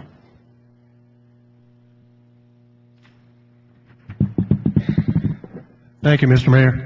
A quick question. Is this information available on any online website that we could access? So we have a lot of interest right now from folks coming from out of town, from out of the country, trying to set up operations in that regard, the production of not Charlotte's Web, but medical marijuana. And medical marijuana might not necessarily be something that is produced by existing nurseries. I think the whole concept, if we use Colorado as an example or Washington State as an example, it's a self-contained operation, typically inside a warehouse, where you have everything from the growth factor through the pharmacy or pharmacists on site, and bakeries on site and everything like that. So your information, if I could use it, it would be greatly appreciated if I could access it online. We could put this online if the mayor and council want us to put it online. Well, it might be good to get some feedback from the community, obviously, but, we've got an opportunity when we talk about just the simple struggles that we have with beer and wine and multiple beer and wines on top of each other. That kind of is a situation. We can get ahead of this right now with the process as far as zoning, limiting the numbers, and as far as the nurseries, that annexation is going to take place in Miami-Dade County. You don't know if you might see a nursery in your jurisdiction that this might apply to. So, but from the concept of the fact that if you want to limit, you go back to the pill mills, where every strip mall had a pill dispensing organization in it, and it got out of control. Not to say that this is the same, but it could be. I mean, it could be. The regulatory aspect of what we can do just by allowing a certain number or location or hours of operation, that to me is a really appealing way to look at this, so it doesn't come off as us saying, you know, we're not sensitive to the medical needs of the people that might benefit from this. But at the same time, you don't want that everywhere, on every street corner. So that, you know, as we go forward, that's just something that I think is something that we can get ahead of locally, so we don't have it on every street corner. So, this is an informational piece. Any more dialogue from the council? Mr. Burgess, I'm sorry. No, I'm through. I just, you know, from a regulatory aspect, to me, it makes very good sense to get ahead of that curve so that we can, you know, debate if we can limit the numbers of dispensaries or if we can limit the location, which we can, have that discussion as we go forward. Mr. Burgess? Thank you. And back with that, regulating it or whatever, I think James made a very good point that we need to be aware of again, is that we better have something on the books before January, because if we don't, there may not be the ability for us to go in and do something. So why I know a lot of times we want to have a workshop and kick a can down the road a little bit, I don't think we have the time to sit around and do that on this particular issue. I think at some point, whether it be next week at the council meeting, or we set a time in November, we are going to need to vote up or down which way I think the city wants to go, so that we don't get left out and get left behind the curve of January, and the state says, well, we're done. You didn't have something in place, you're not going to be able to now. So that's my point. Again, the fact that you passed something before January doesn't assure us of the fact that we're going to be able to regulate it, because the state could preempt the whole area and say there's no grandfathering, there's no anything, you can't pass anything. Or they could do the opposite, or they could do what James said, which is if you have something, that's great, you can continue to do it, but if you don't have anything, you're out of luck. So there's no guarantee, but it's a cautious approach, what you're suggesting. Vice Mayor, then Mr. Williams. Thank you. I know that I think some of the other cities are also looking at the same issue as we are simultaneously. Some of them, I don't know if they've already passed any type of regulations or ordinances addressing this issue, but it'd be nice to maybe have a rundown of where some of these cities are going, if they have draft ordinances, if they've already passed ordinances, and get a kind of feel for what some of our fellow municipalities are doing and how they're handling this, and do it, like Councilman Burgess says, probably fairly quickly. I mean, it's something we need to make some decisions on. Yeah, we're dealing with this probably in 25 cities. Okay. So we have an idea of what the cities that we're representing are doing, and then I know that we've been involved in some other conferences and things where we probably come up with that information. But has anybody actually passed anything or have anything ready for? So there are already some. I'd be interested to see what's already been passed and what other cities have already done, and maybe if you have some draft ordinances that are getting ready to go in the pipeline, to the extent that we could, you know, get hold of those too, that'd be nice. It'd just be good to see kind of how other municipalities are addressing this. There are a number of municipalities that are looking at this and are contemplating what they're going to do. There are a number of cities that have already enacted regulations with the thought that they may have to come back and amend it because they just don't know how this is going to play out. There are cities that have taken the prohibition approach. There are cities who have enacted moratoriums. So the gamut has just sort of run from no regulation to total prohibition and everything in between. And a lot of these ordinances are really kind of depend on the unique personality of the city.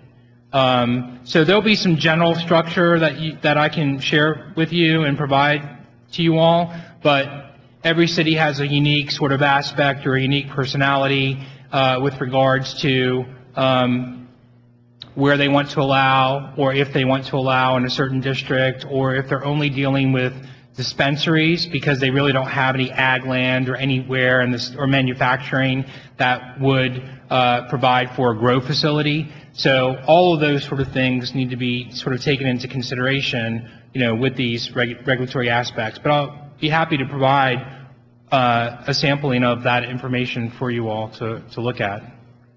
One follow-up question, if I might.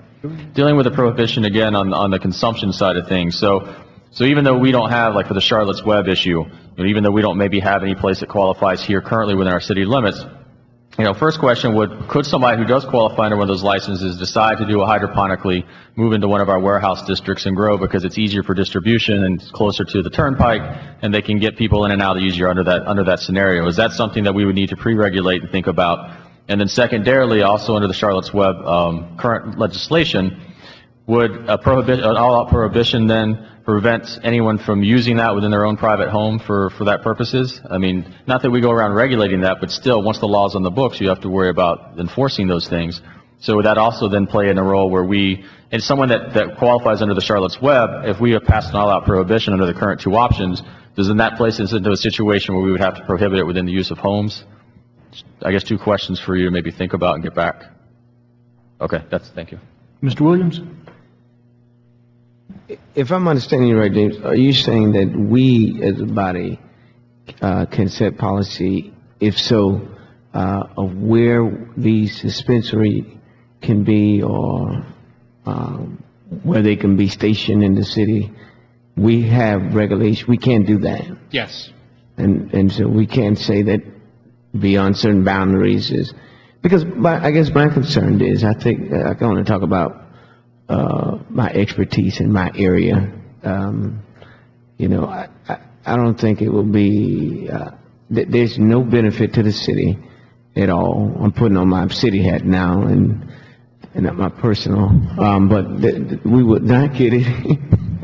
There would not be any revenue, but we would have to enact, if there's any crime that's related to it, we will have to respond to it, but, so, and then within my area, I just wouldn't like to see that.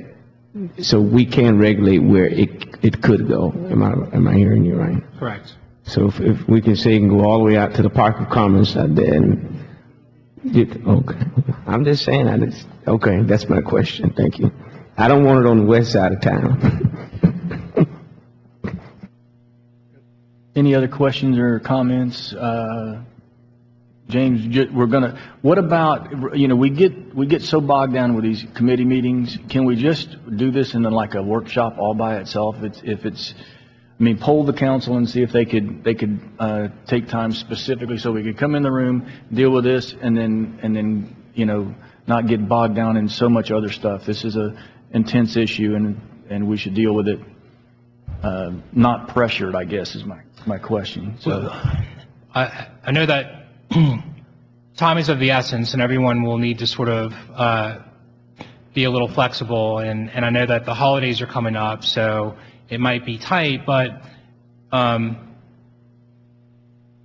we could wait until after the election to see what happens with the constitutional amendment, and then that might give you all a little bit of a better landscape as to, okay, this is really happening and this is what is down the pike and we're going to have to address, or, okay, we don't have to worry about it for the moment. Okay, Mr. Williams? Yeah, well, just one more thought. As you say, I really think that we have to have conversation in our areas to hear what the community says. Because it's easy for us to, sit and say we would not like it, but as I'm thinking, there could be persons within our area that I think we need to hear from the community, than just deciding upon something. I think we can have the workshop and make sure that notice goes out, or if there needs to be some kind of town hall meeting or something like that within our various areas, to really hear, if it does pass, to really hear what the concerns and to really educate the community about the issue. Because if we're trying to push something through just to get something on the books, then I don't know how effective that will be without hearing from our constituency about the issue. Ms. Woolman? Yes, Mayor, thank you. So I agree completely with what everybody said. But I like James's idea of waiting till after the election and then moving forward, have something in place already, something scheduled, have mass communication so that all areas know that we're having the meeting, because once it's voted on, then we know what we're talking about. And do you need a motion? I mean, I think we should move on. Just do it, okay. What'd you say, okay? Richard? I'm sorry. Yeah. It's my opinion to wait till after the election. I don't see how we I don't could know do how y'all anything feel. prior to the November Yeah, 4th I don't election. I don't see there's any physical way to do it. So that I don't think anybody's opposed to waiting till the election. So But we you got it. have to let everybody know so that they can come At the workshop. at the workshop, At if the they workshop. want to come. Okay, so, yes, sir, Louis. Thank you, sir. Mayor? Yes, I'm sir. sorry, I didn't push my button, but I just asked James this question too. One other option for you to consider is a moratorium, if you do want to give it more time to consider so that you're not locked into anything, but nothing can happen for a period of time, and in this way you don't have to, you can buy yourself some more time that way. Correct me if I'm wrong, James. That's correct, but then, not knowing what the legislature might do and what sort of line in the sand they may draw, or, whether the January 6th date for the effectiveness of the Constitution will come into play. And if you have a moratorium and you haven't put a prohibition or some regulation on the books, then you may lose the ability to do so if you are preempted. That's why I said there's just so many variables that we just don't know as to what may happen with the constitutional amendment and what may happen with the legislature. It's very unique, and we've never really had a situation like this before in this sort of land use context and this new use being introduced to the state and the implications that it will have on the community. So I know it's a lot to digest and it's a lot to think about, but, those are sort of where we are, and we'll need to decide. I need to get some policy direction from you all collectively as to what you want to do and how you want to move forward. What Yes, sir. puts us in the best position to regulate this question? Because I think that's what everybody wants to see. What can we do that puts us in the best position? If it's a moratorium, if it's a workshop, we want to be put in the best position to be able to work this issue out. What's your answer? Well, I think take the information that you have, look at it, maybe talk to your constituents. Let's set this up for a workshop shortly after the election, and put it back on the table for discussion. And James, I think what he's asking is, what move at this point will give the council the most options if the referendum, if the referendum passes? That's what I think he's asking. How do they keep their options open so that they can have a slower, more detailed conversation? What's the best way to keep their options open? Because you popped in at the last minute the moratorium question that hadn't really been discussed that in depth. So the moratorium, the moratorium is an option to put into place. It'll freeze everything while you're looking at stuff. You can always lift the moratorium, but that's going to be time-wise around the same time that you would be adopting any regulations. The problem with the moratoriums also is, depending upon how the state legislature draws their preemption, a moratorium may or may not qualify as something to grandfather you in. So that's the weakness of the moratorium. All right, Mr. Williams?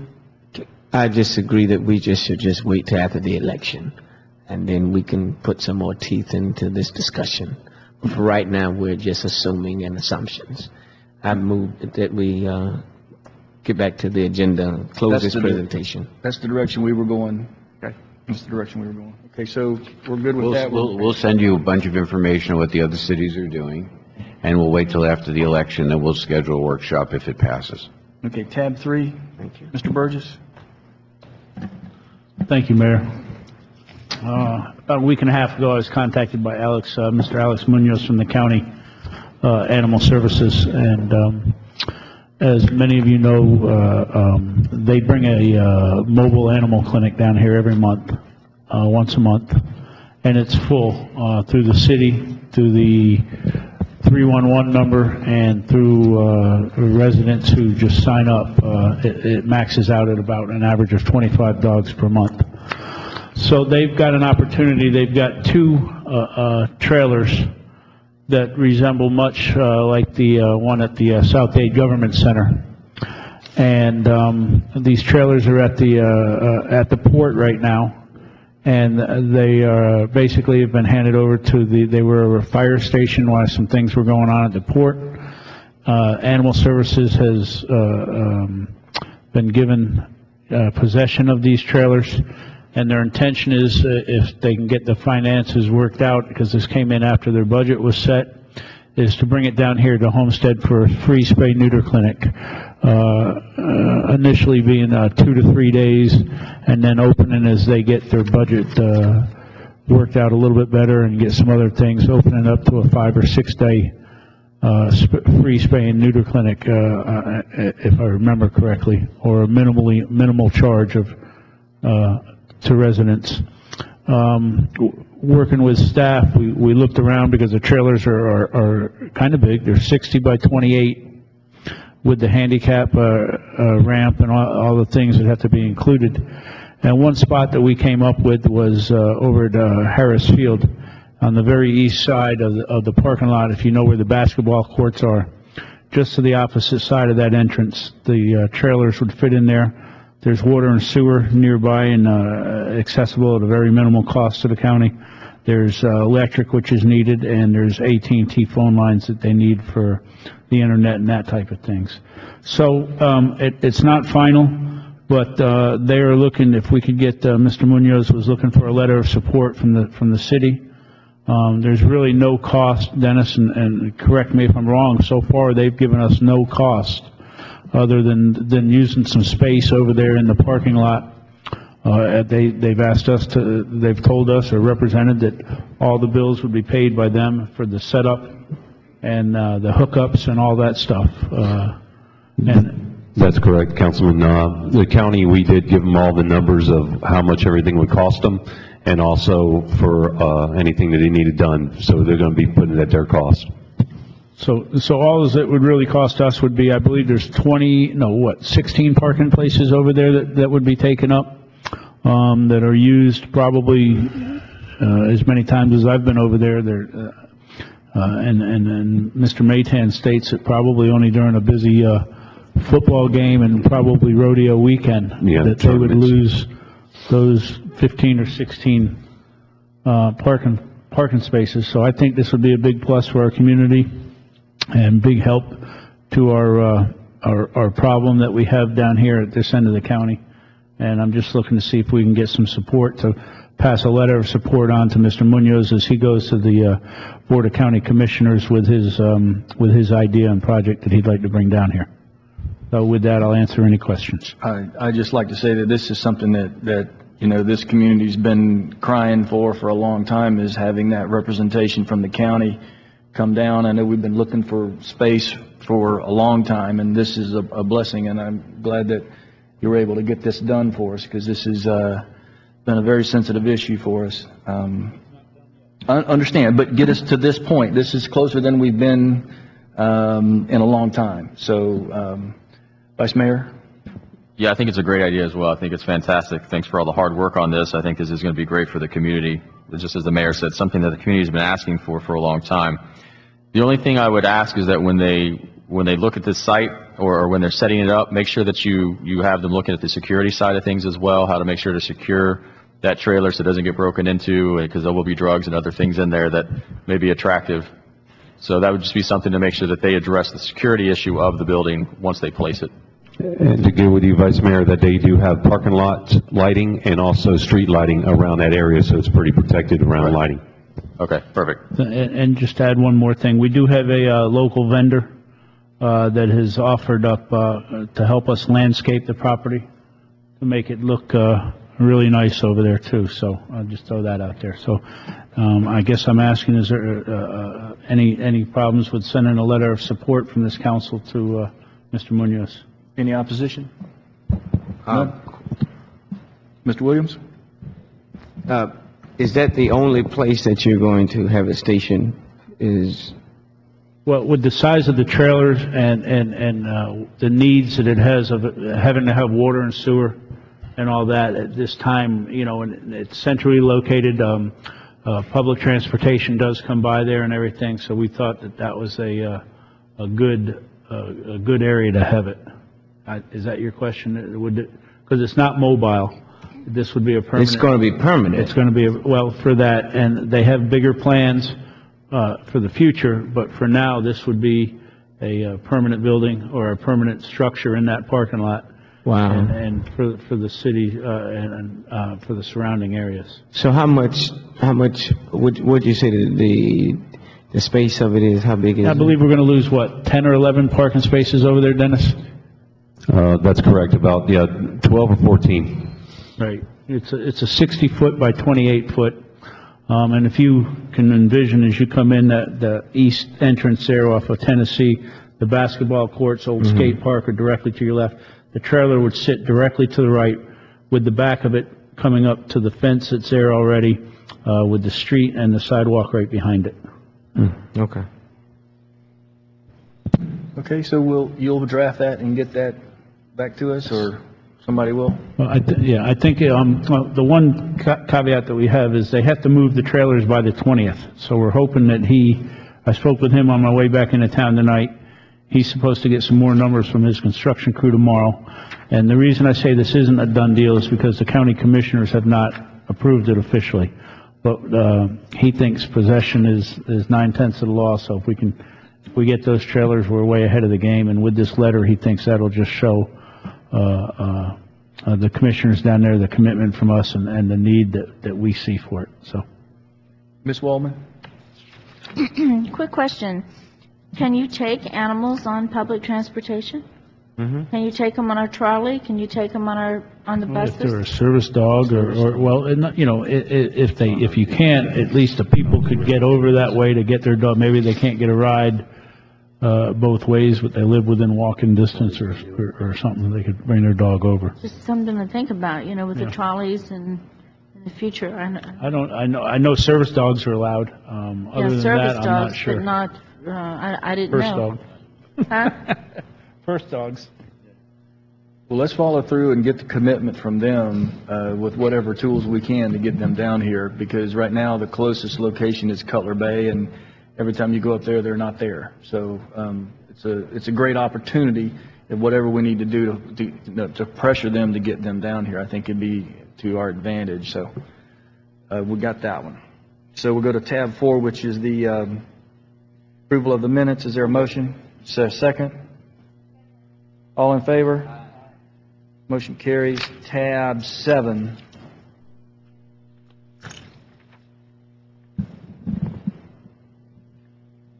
Who's got it? Who's got 7? Mayor, in 2011, City Council adopted Resolution 2010-11-125, accepting federal funds through the American Recovery and Reinvestment Act for the purchase of a trolley and construction and installation of bus shelters. As recipients of federal funds, the city is required to establish a Title VI program plan ensuring that no person is excluded from participating in or denied the benefits of its trolley service on the basis of race, color, or national origin, as protected by Title VI in accordance with Federal Transit Administration Circular 4702.1B. Staff recommends Mayor and Council authorize City Manager to approve a resolution adopting the city's transit system Title VI program plan in accordance with the Civil Rights Act of 1964. Mr. Williams? Yeah, does this have to include a committee being formed? I was reading somewhere in there about that the city does not have a committee to deal with this. Since the city has to come up with this plan, would that need to be a committee for our transit program or what? Well, you know, I'm trying to, hold on, let me. we're checking. If you go towards the back, in the appendix F,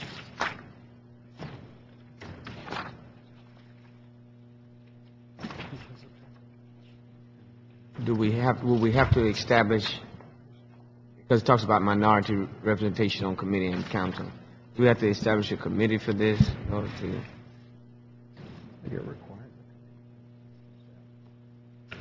I'm not sure that that requires a committee, but what we can do is check to see if a committee is required. It doesn't require a committee. This It's just just if you basically have a states that committee. we don't have a committee. Right, But if you have a committee, then you have to have. then you have to have representation, correct.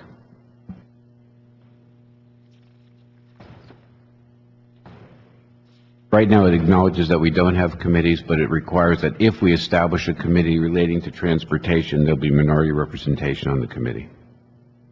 Okay, thank you. Okay, is there a motion? Is there a second? All in favor? Aye. Motion carries. Tab 8. Mayor, staff recommends mayor and council authorize the city manager to approve a resolution accepting a proposal by CDM Smith for the preparation of solid waste collection schedule and calendars developed for fiscal year 2015.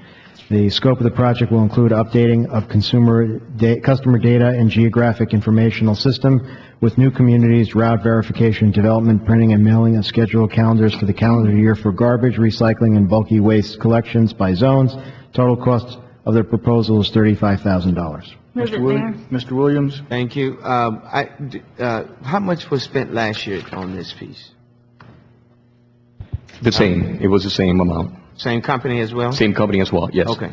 They've done it for the past 2 years. Thank you. Moved by Ms. Waldman. Is there a second? Second. All in favor? Aye. Motion carries. Tab 9. Staff recommends mayor and council approve the attached resolution authorizing the city manager to accept a proposal submitted by Kimley Horn and Associates for professional services associated with program and construction management for the city's ongoing major capital projects for the new city hall, permanent police facility, Losner Park renovations, Seminole Theater renovation, and a downtown parking structure. These are multi-year projects, and work under this proposal will span from October of 2014 through April 2017, or until all the projects have been completed. The first year cost of fiscal year 2014-15 will be $1,316,328.57, with a 4-year total contract cost of $2,993,582.29 from 2014 to 2017, or until completed projects. The 4-year total cost of this proposal constitutes 5% of the total of all project costs of $58,500,000 as well, which is well below the typical 8 to 12% for such projects for these combined services. Mr. Williams? Yeah, are they able to, when we approve this, in this professional agreement here, do they subcontract work out sometimes? Or is their firm able to handle all in which we're asking, or do some of these professional services subcontract some of their work out? Where there will be other services that may be required from time to time. What this contract basically covers is the program management and construction supervision and management of the projects per se. But for example, if there were additional studies that needed to be performed, or as a result of some sort of conflict that feels that we need to get some other firms involved, they would have they will be able to do that at that point. And do they provide you a list of those companies? No, there's no list. Basically, we would just go off of our CCNA list that we have already in our books that we can use. Okay. Mr. Burgess? Thank you, Mayor. I'm assuming they're going to give monthly reports. They state something to that effect in their proposal? Absolutely, yes. Now, is that something that we can be privy to and see that we get those so we understand where things are at and what's going on when people come up to us? That's the intent. The intent is to make sure that what this does is open up the avenue for communication of up-to-date information on the project so that everybody's aware of what's going on. Okay, thank you. Mr. Williams? Follow-up question. Thank you, Mr. Burgess. You're right on target tonight. Let me ask a question. Is there perhaps a format in which we can ask them to provide those reports on a, you say, monthly basis, Mr. Burgess? Monthly updates. Monthly is correct, yes. They will provide us a booklet. I'm asking for me, and hopefully my colleagues would agree, that they provide a hard copy of some things in relatively email. Some of my stuff get lost in email space. Not a problem. I want a hard copy. I want you to hand it to me and say, this is it. Don't tell me, oh, we sent it to you in email. Okay? We'll get it to you. Okay, I want a hard manual copy. Like what Richard Wise gives me with all these lawsuits. I want that kind of copy. Anything else from council? Is there a motion? Is there a second? Second. All in favor? Aye. Motion carries. Tab 10. Mayor, several city departments through fleet have determined that the attached list of vehicles have outlived their usefulness or no longer adequate for their intended purpose. Other of the vehicles on the attached list are known to have been under police custody. In addition, other items listed have also become obsolete and no longer needed for public purposes due to the fact that it is no longer cost-effective to keep these vehicles and items in operation. The city will auction them off as surplus. Staff's recommendation, the mayor and council approve the attached resolution and authorize the city manager to surplus the attached list of vehicles and miscellaneous items that will be sold through means of online auction or disposed of by other authorized procedures. It's in accordance with City of Homestead Code Section 2-440 surplus property. Questions from council? Yes, Mayor, thank you so much. Did you cancel me? William, go ahead. Okay. Are there any laptops, any computers in this, Jerry? Through the manager, yes, Mr. Williams. There's quite a few workstations. How are they, as far as condition? They're pretty banged up. They're over 7 years old, but I did have staff tag about 10 of them that are still fairly decent, so I had them put to the side just in case. Okay. What is the process by which or printers or different things of that nature, what is the process by which council can extract them from this process? Well, if you recall, it was in July of 2012, the council asked us to put in a surplus donation policy, which we did, or process, excuse me. So council can say, okay, these particular 10 computers, we want to donate them to local non-for-profits. As part of the process, we have to notify all the local non-for-profits within the city limits, letting them know that these items are available. At that point, they will fill out a form indicating what they're going to use these computers for or these particular items for and how it's going to benefit the community and its citizens. At that point, a committee is going to look at these applications and then determine who gets the items. Okay, so what's the time frame by which I need to let you know that? Or is it a collaborative effort of a vote here? If council dictates, I will go ahead and move forward. Any opposition to pulling those 10, you said 10? Yeah, there may be other items in here I've not had the opportunity to really engage in and to talk with Jerry about which ones could be. So, yeah. Mr. Mayor, this is the committee of the whole meeting, so it's not going to be actually formally voted on right, I understand until the meeting, and at that time we could amend this list to take out those items which you're interested in contributing. Okay, all right. Would the council allow me to, they're just basically some equipment like technology stuff, nothing else. Ms. Fairclough? Thank you, Mayor. I was going to recommend that as well, going through it to kind of pilfer off the technology, because I'm sure we can use it in the community. I also saw 160 bicycles. Was that a typo? We actually have 160 bicycles. We have a lot of bicycles, and it's almost every surplus we have a comparable quantity of bicycles like that. Yes. Okay. I would like to take that off as well. This is a pedestrian-friendly community. We want to ramp up our residents on bicycles. So if we have 160 bicycles, I think we need to place it out in the community to the students and their families. Will do. Okay, on tab 10, is there a motion to move it forward subject to the removal at the council level at the next meeting? Is there a second? All in favor? Motion carries. Tab 11. Mayor, on May 13th, 2014, the City of Homestead residents approved a $5 million bond referendum to renovate and bring the theater back into operation. Staff recommends the mayor and council approve the attached resolution authorizing the city managers to submit a grant application to the Division of the Historical Resources Special Categories Historic Preservation Grant requesting a grant of up to $350,000 for the Seminole Theater with the stipulation of a 1-to-1 matching funds ratio. The city will use bond proceeds to match the grant funds. Is there a motion to move forward, accept the grant? Tab 11. Moved by Ms. Waldman. Is there a second? Second. Second by the Vice Mayor. Questions? All in favor? Aye. Motion carries. Tab 12. Mayor Centro Campesino Farm Worker Center, Inc. is requesting the mayor and council authorize the city manager to approve waiver of usage fees in the amount of $500 for the use of William F. Bill Dickinson Community Center on November 1st, 2014 to host a free HUD certified workshop essential for the first-time home buyers. According to City's Code, Chapter 20, Section 20-11, fees and charges, the City Council sets fees and has the right to waive parks and recreation fees by a majority vote. Questions, Ms. Waldman and Mr. Williams? I'm sorry, Mr. Williams. Where are we with, and this has something to do with these fees usage? Where are we? I know the park brought it back and we talked about it. I kind of thought we were going to have something in place for this fiscal year so that when we get these things, Councilman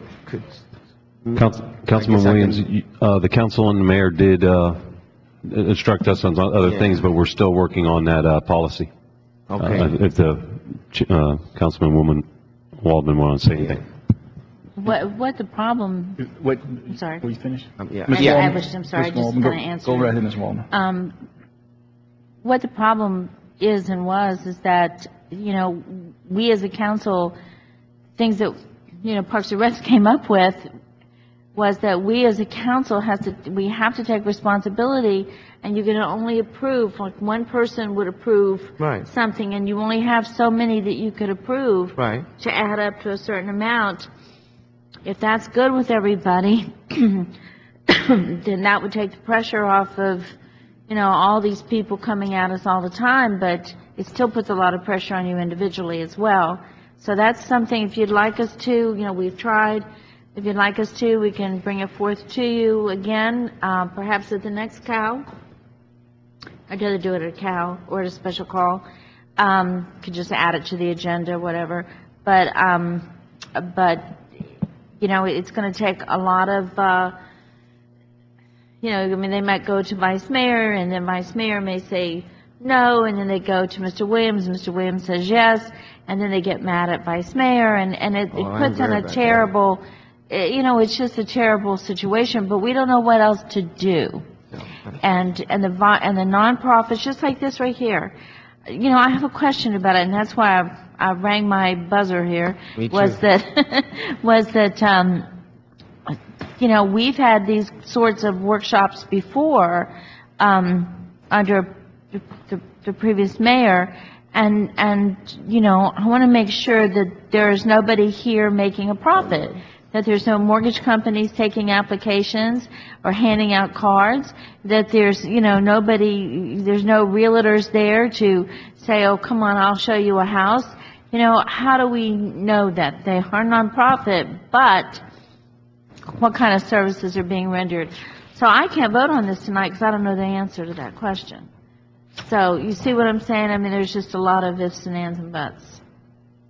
Mr. Williams? Yes, thank you. That's my only concern. I don't mind we coming up with a process of rationale out. Each person gets 3 a year, 5 a year, whatever the comparable number is, excluding those ones that are normally on the calendar. Right. I.e. Martin Luther King breakfast, i.e. Veterans Parade, Veterans Day, whatever. I don't have a problem with that, but I think we have to set some type of precedence and put a process in place to where, I didn't have any issues with what the parks brought to us, other than just modifying. I thought he was going to come back with what we had all suggested within the modification, and then it will pass. So whatever you have taken up, I don't remember whatever modifications that you have notated, just bring it back at the next COW meeting if that's okay with the mayor and Definitely, the Mayor. manager. We'll do that. And then at that point in time, we can say this is our defined, how we're going to delineate Definitely. between what's a nonprofit, if it's through the federal government or if it's just through the state of Florida. 'Cause- Be my pleasure. yeah, okay, thank you. So, I don't, Well, the lady from Central Campesino is here, so if you want to step up Okay, to the front and perfect. explain a little bit about what you're doing. Nothing from you, Vice Mayor? Chickened out?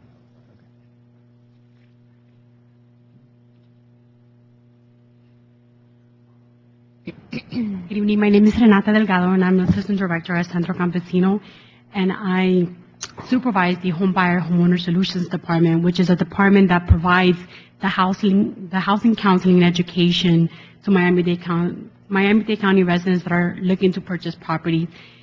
We are located in Florida City, but provide services. 55% of our clients are Homestead residents. In the past, we've worked with Evelyn Simpson, and through the City of Homestead NSP program, and provided the education for them to be able to apply for the subsidy assistance. We are a nonprofit. We are governed by U.S. HUD rules for the housing counseling education curriculums. We teach the classes ourselves, so our counselors are certified through the National Housing Counseling Education Certification and also recognized by HUD. We do not charge any fees for the education. We do have a lot of individuals that are looking to make a purchase by the end of the year, and we thought that this would be a good opportunity to be able to extend the services to the City of Homestead employees. The discussion was for it to be more of a access to the city employees and open to anybody else in Miami, in City of Homestead. How many people do you think will be attending your program? Well, the discussion, from my understanding, is to host a class on November 1st, Saturday, November 1st. We do have the preliminary set up. We have not advertised it. There is a discussion to be had with Galoni, and I apologize if I'm pronouncing it wrong, and another individual, Pedro, from the City of Homestead, that would help us distribute the flyer through social media and or email, and so we don't have an anticipated number of participants at this time. Okay. Ms. Waldman? Yes. Can you answer the questions that I addressed earlier? Will you have mortgage people there, qualifying individuals? There'll be no mortgage brokers there at all? When we host workshops in Centro Campesino in Florida City once a month, we do use industry professionals, but HUD, we are funded through Miami-Dade County Public Housing and Community Development, and we have a code of ethics and code of conduct that we provide these industry professionals, that they're not allowed to steer, give out their cars. They're there to provide information to participants and not recruit clients. Will there be mortgage brokers there assisting, or does HUD do the qualifying? The class is to educate. There's no pre-qualification, pulling credit, showing prospective homes. There's none of that. There is a curriculum that we can share. It's called Realizing the American Dream, which is a curriculum approved by HUD, and that's what we cover in the workshop. So there's no one there that has a potential of making a profit from this workshop? We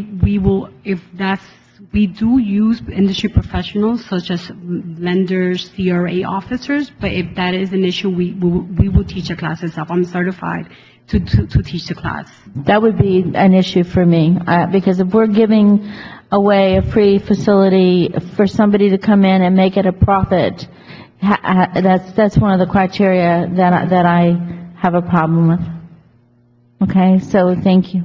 Are you going to do that? Or If that is a requirement, if that is what's stipulated, then yes, we will.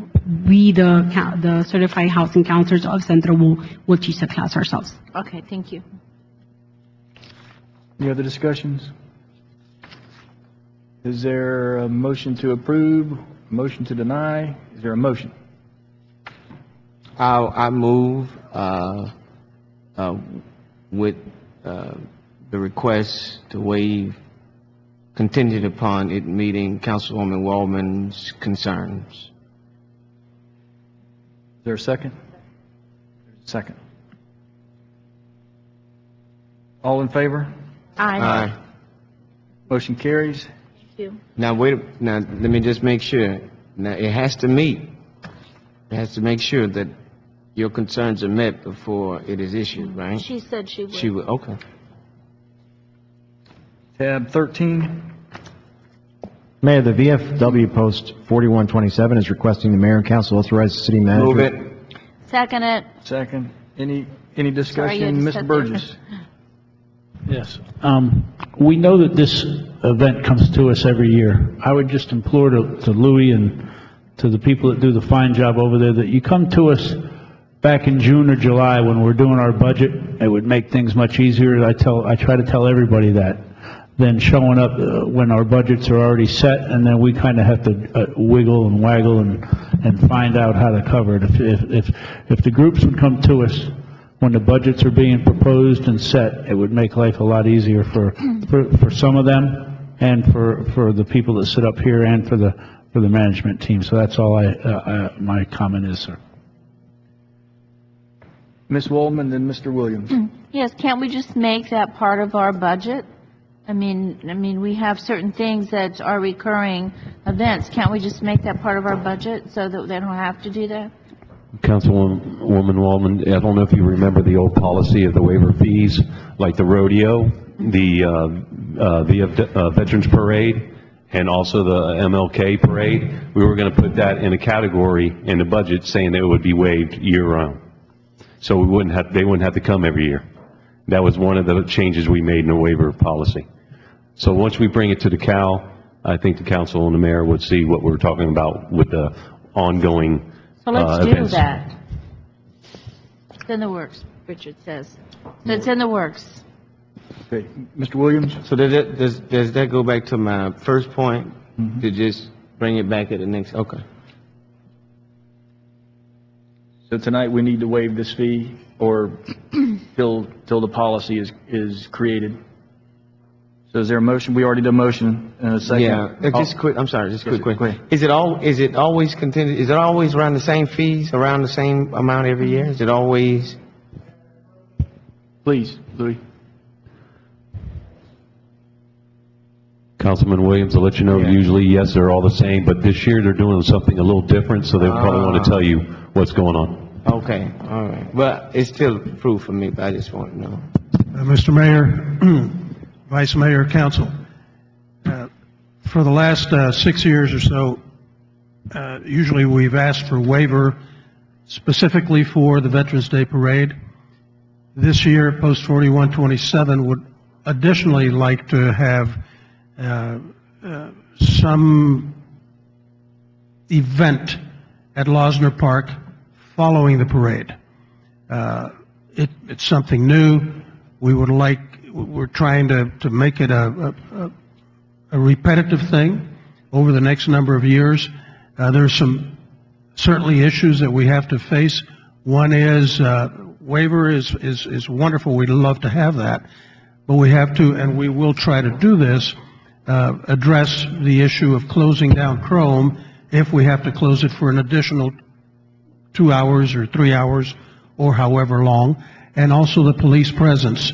We have to also address that issue with the police to see what the requirements would be cost-wise and time-wise. But for now, certainly we request a waiver for the parade as has happened in the past, and I'll bring forward the commander of the post to give us a better idea of what they would like to do after the parade, and maybe you can address that in addition to. Good evening, Mr. Mayor, Council, Vice Mayor. My name is George Martinez. I'm the commander at the VFW Post 4127.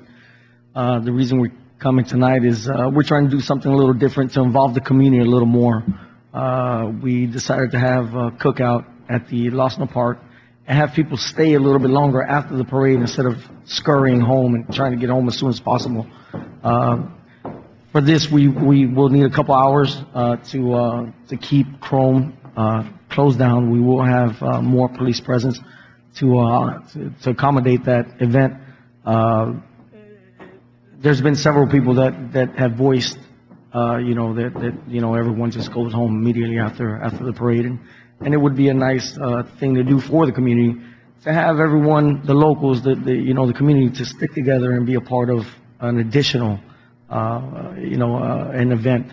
So that's something we came up with this year. It's going to be our first time doing it. Usually we go back to the post and serve lunch. We don't have very many participants that go to the post afterwards. For one, a lot of people don't know where the post is. A lot of people aren't military affiliated, and finally, for some reason, they just want to get home. They don't want to, come to the post for lunch. So we decided to make it a little more public and keep the event at Losno Park and include in the flyer with the parade information. It's invite everyone over and have lunch with the veterans, with local veterans, support your veterans, and it's a great idea. My quartermaster and secretary came up with it, and we think it's a great idea. So that's what we're asking the council, if you can maybe waive the fees besides the parade for a few more hours, so we can have access to Losno Park.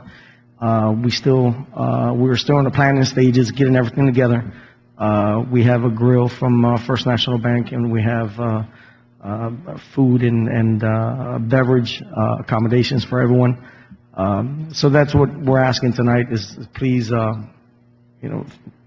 waive the fees so we can have that community involvement after the parade. And instead of everyone going home, they can hang out and have lunch with veterans, All right, Ms. Wallman? The Losner Park fees are already included in that motion that we made for you. I just handed Louis a flyer. Every year, I've been doing it for a long time, every year on November 10th, the day before, a group of us go out to the cemetery and we place flags on each military grave that we can identify. Last year we did over 1,250 flags, and I just asked Louis, I'd love it if y'all would be a part of that. I mean, it's beautiful. It's a very solemn event. It's from 4 to 6. We just have lemonade and cookies, but the kids come out, the people come out. Ms. Fairclough was there with me last year, and it's just a nice way. And then we keep the flags flying. We take them down on the 12th. But I think it sounds fun to have lunch in the park, because we usually end up at Ruby Tuesday.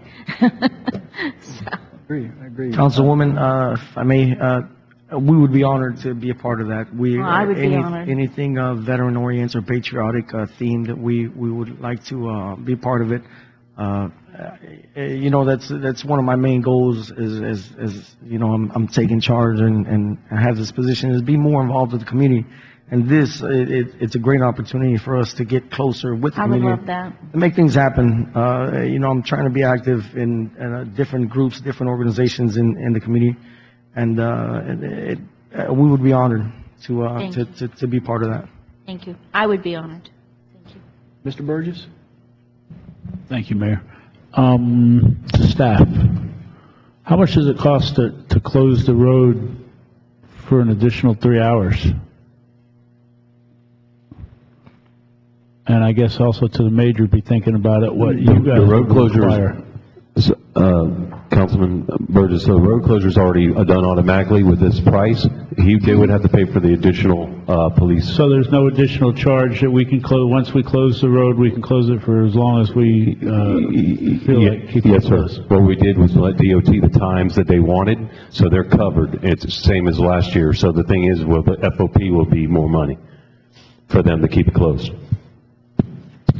Major, do you have any kind of estimate as to what it would take to cover? Councilman Burgess, I don't have the exact figure right off.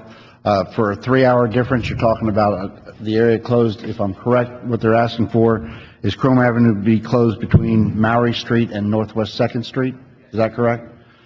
We're probably talking 3 officers for 3 hours. So about $1,200 more dollars. At the most, I would say yes, sir. How much? 1,200. Okay, thank you. Thank you, Mayor. Vice Mayor? Yeah, just clarification, I guess, on what the motions were made on was kind of what's presented, which is what you guys have details on. And then the idea is you guys would then come back later on with maybe an additional request for the lunch type concept, once you have some ideas of what you guys have planned. And then by then we'll have some more concrete numbers and we can make a decision on whether that's something, because again, those aren't waiver of fees. When we get to that point, we're actually paying out of pocket as a city to the FOP to pay for those police officers. So it ends up not being a waiver of fees, an actual expense by the city. So that's why I think we need a little bit more information. Vice Mayor, we were prepared to pay for the additional police presence. Oh, then that's an easy decision. That's much easier. Yeah. We were aiming pretty high, and those figures are a lot better than what we were aiming for. So, okay, perfect. We just wanted to get permission. You going to approach the Military Affairs Committee to help you with that as well, or? They have, Mr. Mayor, they have generously funded most of it, a great percentage of it. Now the idea came up, and this is going to be a learning experience for us. We hope that it'll be a very successful event where we can have it in addition to the parade every year, and it is going to bring the community a lot closer, and everyone's going to be involved. So we're still working out details, getting things prepared, and we're still looking for sponsors and donors to make it happen, and we're looking forward to a successful event. We are too. Ms. Waldman? Be sure you work with our PIO officer, and we get some flyers and things that we can put on our Facebooks, and what it's going to, what lunch cost is going to be, and we can put it out there on our city website and help you let people know what they're going to do after they see the parade. We will do that. The only reason we haven't started yet is we want to get confirmation. But make sure you do it quick so we can get it out there. We will get on that as soon as possible. Okay. Thank you. Okay. It was properly moved and seconded? Yes? Yes, okay. All in favor? Aye. Aye. Motion carries. Tab 14. Thank you. Thank you. No, take this thing away from me.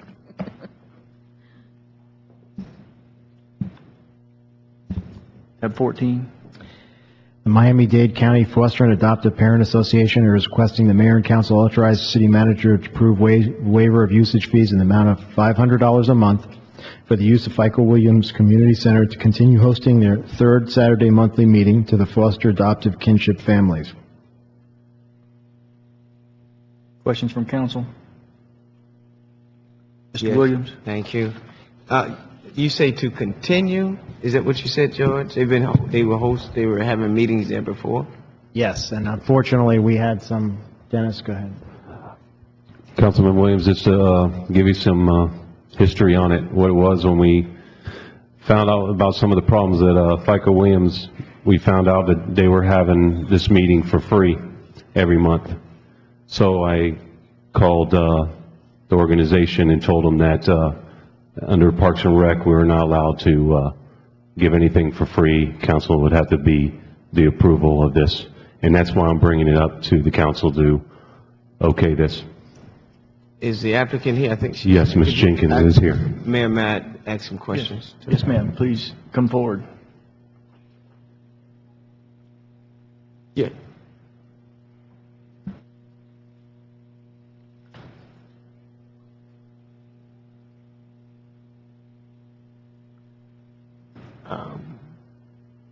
Good evening, Mayor, Vice Mayor, Commissioners, everybody. May I speak? Yes, please. I'm sorry. All right. Well, I was going to ask some questions, but if you want to, can I ask you some questions? Sure. How long have you all been meeting at the FICO Williams? We've been meeting at the FICO Williams Center for approximately 3.5 years. We came in when the police department was there. And I believe after meeting with the city of Homestead that we were just grandfathered in. But we provide a valuable service to the community. And If I'm- where most of your board members live? Our board members live in Homestead, in Cutler Bay, in Miami, the city of Miami, Miami Gardens, Hialeah. We are Miami-Dade County Foster and Adoptive Parent Association. Unlike DCF, our kids, Children's Home Society, etc., we are the actual caretakers of the children. So we know the hopes, the dreams, the failures, the triumphs of these children.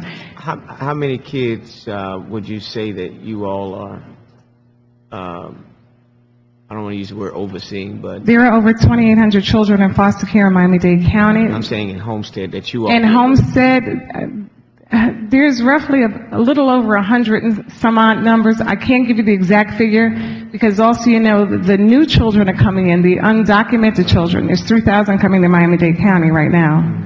There's a little over 800 that are here. Okay, so this is basically like a support group? We are not just a support group. Every foster parent and adoptive parent are professionally licensed parents, including kinship non-relative caregivers, meaning the neighbors down the street that may take the children so that they don't go into care. We have to do in-service hours of training. It's not just parental training, it's training in wellness, life skills, pharmaceuticals, the whole 9 yards, and then some. So we teach that. We advocate for each other. We meet with legislators. We go to court. We go to Tallahassee. Additionally, it's also an awesome meeting place. While our parents are in meetings, our teenagers are meeting, and our children, our younger children are meeting. So you don't have sibling groups that may actually only get to see themselves at these meetings. Are you all only meeting in Homestead or throughout Miami-Dade County? No, sir. What the literature that's showing you shows that we meet on the first Saturday of the month in Miami Gardens, on the third Wednesday of the month in Liberty City, and on the third Saturday of the month right here in Homestead. And the other, where do you meet at in Liberty City? At the Cultural Arts Center, And then in Miami Gardens where? the Cloverleaf Recreational Center. And they give you those spaces in county? Yes, sir, they do. Okay. To be honest with you, this is the first time I've ever heard of it. First time I ever seen you, to know that this was existing in my district. That I'm very sorry to hear No, it's that. not for you to Yeah, because apologize, we're over but- 33 years old, and we even met at the old building yeah, that you guys had. Yeah. So my what does it cost, Dennis, a year to have this group meet? Well, each meeting's $500 a month, so, Each means it's $500 a yes, month. that's what we're saying. We only meet 2 hours once a month. $500. That's what the charge is, What sir. room they meet in? You're in the banquet hall, correct? No, sir, we're in the recreational room, the The rec- first room when you come in onto the left. We're not in the You're in the banquet hall. historical room. I beg your pardon? You're in the historical room? I believe so. With all the pictures? With all the pictures on it? Yes, sir. Okay, hold on, let me see.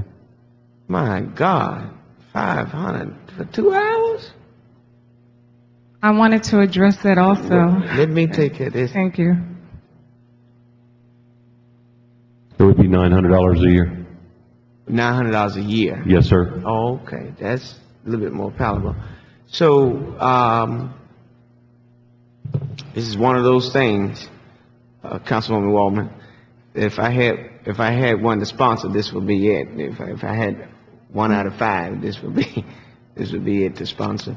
They're requesting now, since we understand which room that they're using, they're requesting the $500 waive. Yes, sir. Is it possible then to, if my colleagues would be amendable or palatable to it? Because I do find it is a valuable service. I did not know, but I think it's very worthy in the cause.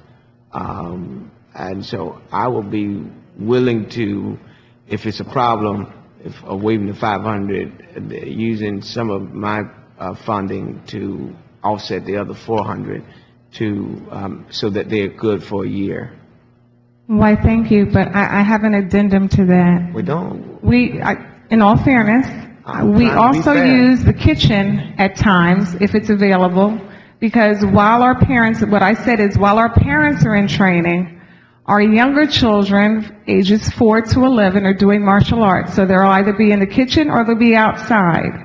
And then our teenagers, even the police department has sent, and the detectives that talk with the teenagers, will put them outside under a tree, and we'll have a meeting so that we're covering everyone with support and information. I hear you. Additionally, I met with the great team from Parks and Rec, and I suggested to them that I would be willing out of my own pocket, not that I'm rich, to try and help rent a 2 or 3 man space so that we can continue working in the facility.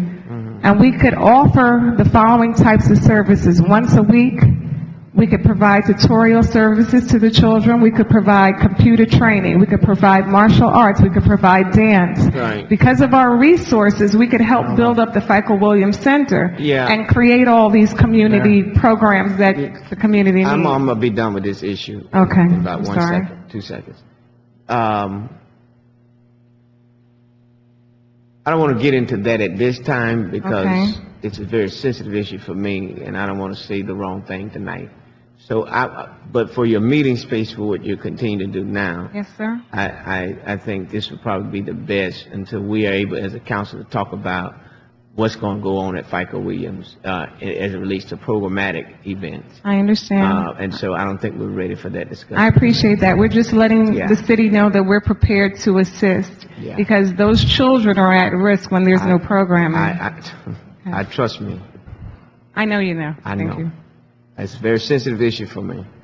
And I don't want to say the wrong thing because I'm upset about it. It's okay. I understand. But I for this- understand. I look young, but I've raised over 300 children. I've adopted 5 children, and I'm a single parent. Great. So I understand. Okay, all right, but that's my recommendation, that we allow these to waive the fees, and then if Dennis, if your calculation is right, Yes, sir. then I don't mind donating a portion of some of my funds that I have in my account to. Thank you, sir.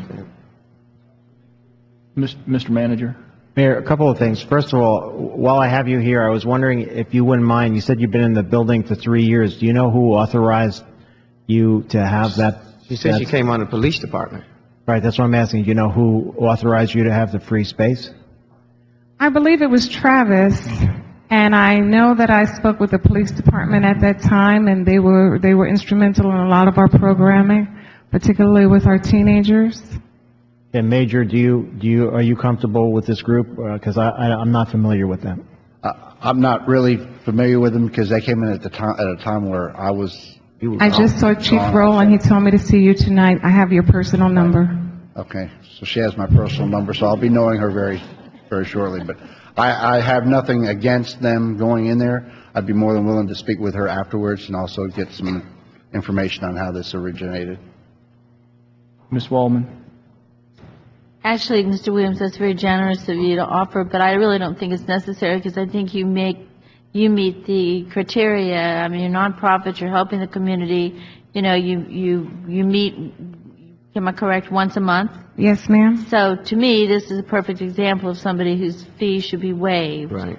As far as renting a room or the other, and I don't think the kitchen would be a problem either, not at all.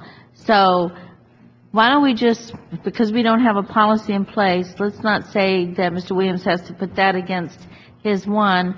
You know, I'd like to make a motion that we go ahead and approve you to meet, what is it, the 3rd Saturday of every month? Yes, ma'am. And that's in the morning, or what are the 2 hours you said? It's 2 hours. It's from 10:30 a.m. to 12:30 p.m. Okay, so that wouldn't interfere with any other rentals No, in the ma'am. evening or anything? No, it So- doesn't. And you clean up afterwards? Yes, we do. So I think that would certainly meet some of the criteria. And then as far as the room and the programs, that's something you should meet with Mr. Williams about, and then Okay, I'd be more than happy. and then get back, and then of course with Major, and then get back through us, and we'll do what we have to do, but I'd be more than happy. We're here to provide this service, which we've been doing. We're not asking for any money. Right. We're not asking for anything. We're giving, which is what we're here to do. So I'm willing to make that motion that we go ahead and allow her to meet on the third Saturday of every month from, you said, 10:30 to 12:30. Yes, ma'am. Then when Mr. Williams, you can take it from there. Thank you. So you properly I'll have move, a is there a second? You also have a copy of our stats, our bio, our history. You have our newsletter that goes out to over 6,000 families every month via email through the Department of Children and Family Services and our Kids of Miami-Dade, Inc. Just so you know the history of FAPA, which is the acronym for Foster and Adoptive Parent Association. Every city has a FAPA. We are Circuit 11 or District 11, Miami-Dade County. Miami-Dade County and Monroe County are combined. We were the #1 FAPA in the state of Florida in 2012 and 2013. Additionally, each FAPA reports to the Florida State FAPA, and in Miami our motto is "You're not alone." Our minutes are sent to Secretary, which in this case is Secretary Carroll under Governor of the state of Florida. There is also a National Foster Parents Association, a North American Council on Adoptable Children, and an International Foster Parents Association, of which we are all members of. There was a motion. Was there a second? Second. The second. Would you correct the car to the correct numbers? Because this is reflecting $500 a month, and you said $900. Yes, I was just going to mention that before you all vote. I will have the car agenda changed, and when it goes to consent agenda on council, will be changed to 900. Okay. So I just want to let you know that change I'll make. Okay, perfect. Okay. Properly moved and second. All in favor? Aye. Aye. Aye. Motion carries. Thank you very much. Thank you. Tab 15. The Children's Trust of Miami-Dade County has awarded the City of Homestead $399,836 for support services to children exposed to violence. This is the second year of a 3-year grant cycle. Staff recommends the Mayor and Council approve the attached resolution and authorize the City Manager to approve the Children's Trust grant contract and budget. Questions? Is there a motion? Not questions, but I need to add. Ms. Williams?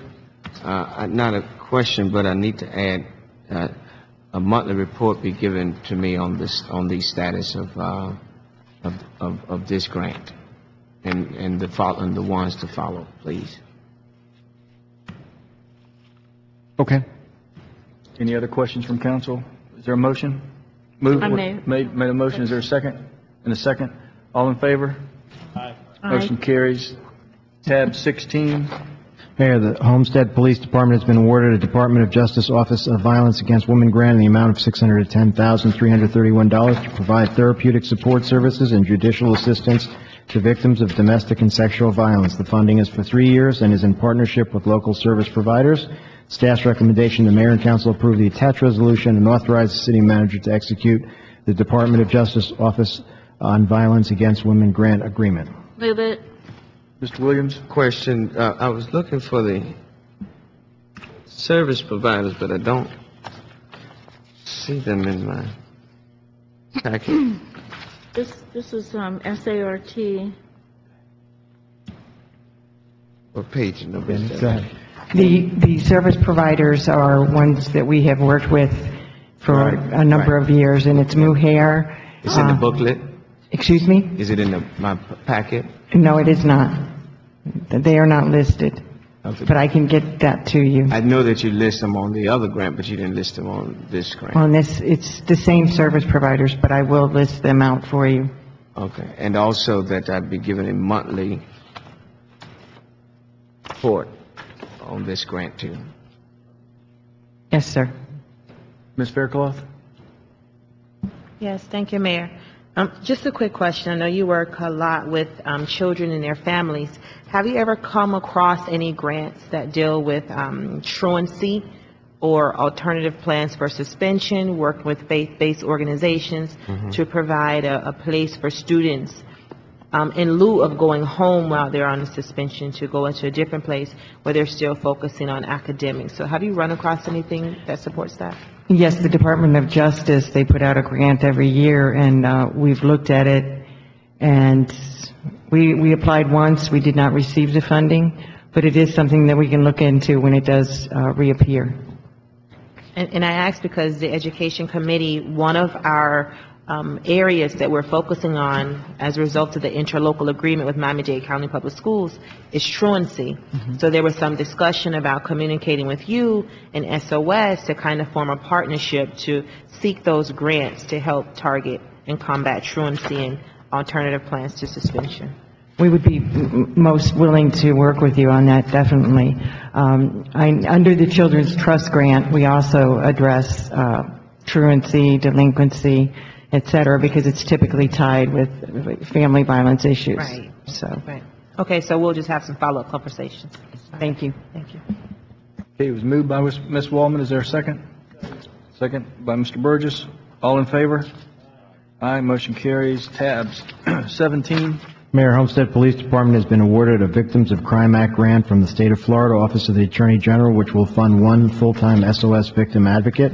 The victim advocate will provide support services to victims of crime. Staff recommends Mayor and Council approve the attached resolution and authorize the City Manager to enter an agreement with the State of Florida Office of Attorney General in order to receive a Victims of Crime Act grant. Mr. Williams? So this is just to hire somebody to deal with this, is that right? This is for, it's a victim advocate. We've had this grant for a number of years. The position already exists, but they address any crime victim. It's not just, and I use that not just loosely, but it encompasses any crime, whether robbery, burglary, anything. They also help fill out victim compensation forms from the state so that they can be reimbursed if they're robbed, if there's a homicide, that they assist with the funeral expenses. How many persons did we, since you said that we have, I guess it's back here on attachment A, of persons that we have assisted? You say total services is about 1,600 last year? Yes, a year. That annually. one person dealt 1,600? No, SOS as a whole. We serve 1,600 to 1,800 victims per year. Okay. And then the 299 are the actual victims that you serve, entirety of the SOS, or that one advocate? One advocate. That one advocate dealt with 299 cases? Yes. Okay. Thank you. Thank you. Ms. Waldman? Sorry. You know, I wasn't going to say anything until later. I was going to put it on the agenda, actually the agenda at the next council meeting, so I'm giving notice that it needs to, what I say is going to hopefully go on the agenda if the mayor approves it. But the ladies from SOS and Mohair, I mean, they have just been amazing. Many of you don't know this, but I've been working with them for over a year now to finally open a rape center here in Homestead. And I'm going to be announcing at the next council meeting, along with my friends, we'll be together up there at that podium, that now Baptist Health has agreed to train, was it 19 nurses? They trained 19 nurses. So now, and that was huge. That was huge. They've been asking for a long, long time. And we have 19 nurses trained. We have doctors trained. We will be able to take forensic evidence. And as of 2 weeks ago, or 3 weeks ago, every single woman who was violated had to go to Jackson. And, you know, that was a huge ordeal because that was dramatic. And so this is huge news. It's big news, and I'm most proud of it. I'd also like to invite Mayor and Council and Manager and anybody else who'd like to attend a luncheon on October 28th at the Women's Club. I'm the keynote speaker, and we're going to be talking about rape and how education and communication can change the face of a community. The SOS ladies, they handle problems from Pinecrest down. They're the only agency, so this is very important that you know. And they've been a part of the Homestead Police Department for so many years, and I love them dearly. And so I just couldn't be more proud. And this is really a big deal. So we're very happy. We had some of the doctors didn't want to take the responsibility, but we've been meeting on the sidelines with doctors and nurses and just putting this whole plan of action together. And so Mayor, if you'll allow it to be on the agenda, we're going to make the announcement at the council meeting. So I'm so proud of you, and thank you, council, for approving. I don't know if we voted on this yet or not, but thank you for approving everything with these ladies and with Mohair, and just know that they work tirelessly. Actually, I need to call you tonight because I have a lady that needs help, and I've been talking to her while I've been sitting here. So this is an ongoing thing, ongoing. It's been moved by Ms. Wallman. Is there a second? Second by Mr. Burgess. All in favor? Aye. Motion carries. Tab 18. Their good old Boomer, the police dog, is ready to retire. And as per tradition, Is the there a handler motion takes him. Is there a motion to retire Boomer? Moved. Is there a second? Moved and a party. Mr. Attorney, you pushed your button there. Yes, I really don't have anything to say, but I really wanted to use the button because I haven't used it. So I just wanted to try it. Just wanted to try it out. Okay, it's properly moved and seconded. All in favor? Aye. Okay. We're going to take him off the switch here. What? Is there a motion to adjourn? Second? Oh, God, please. All in favor? Good night, everybody.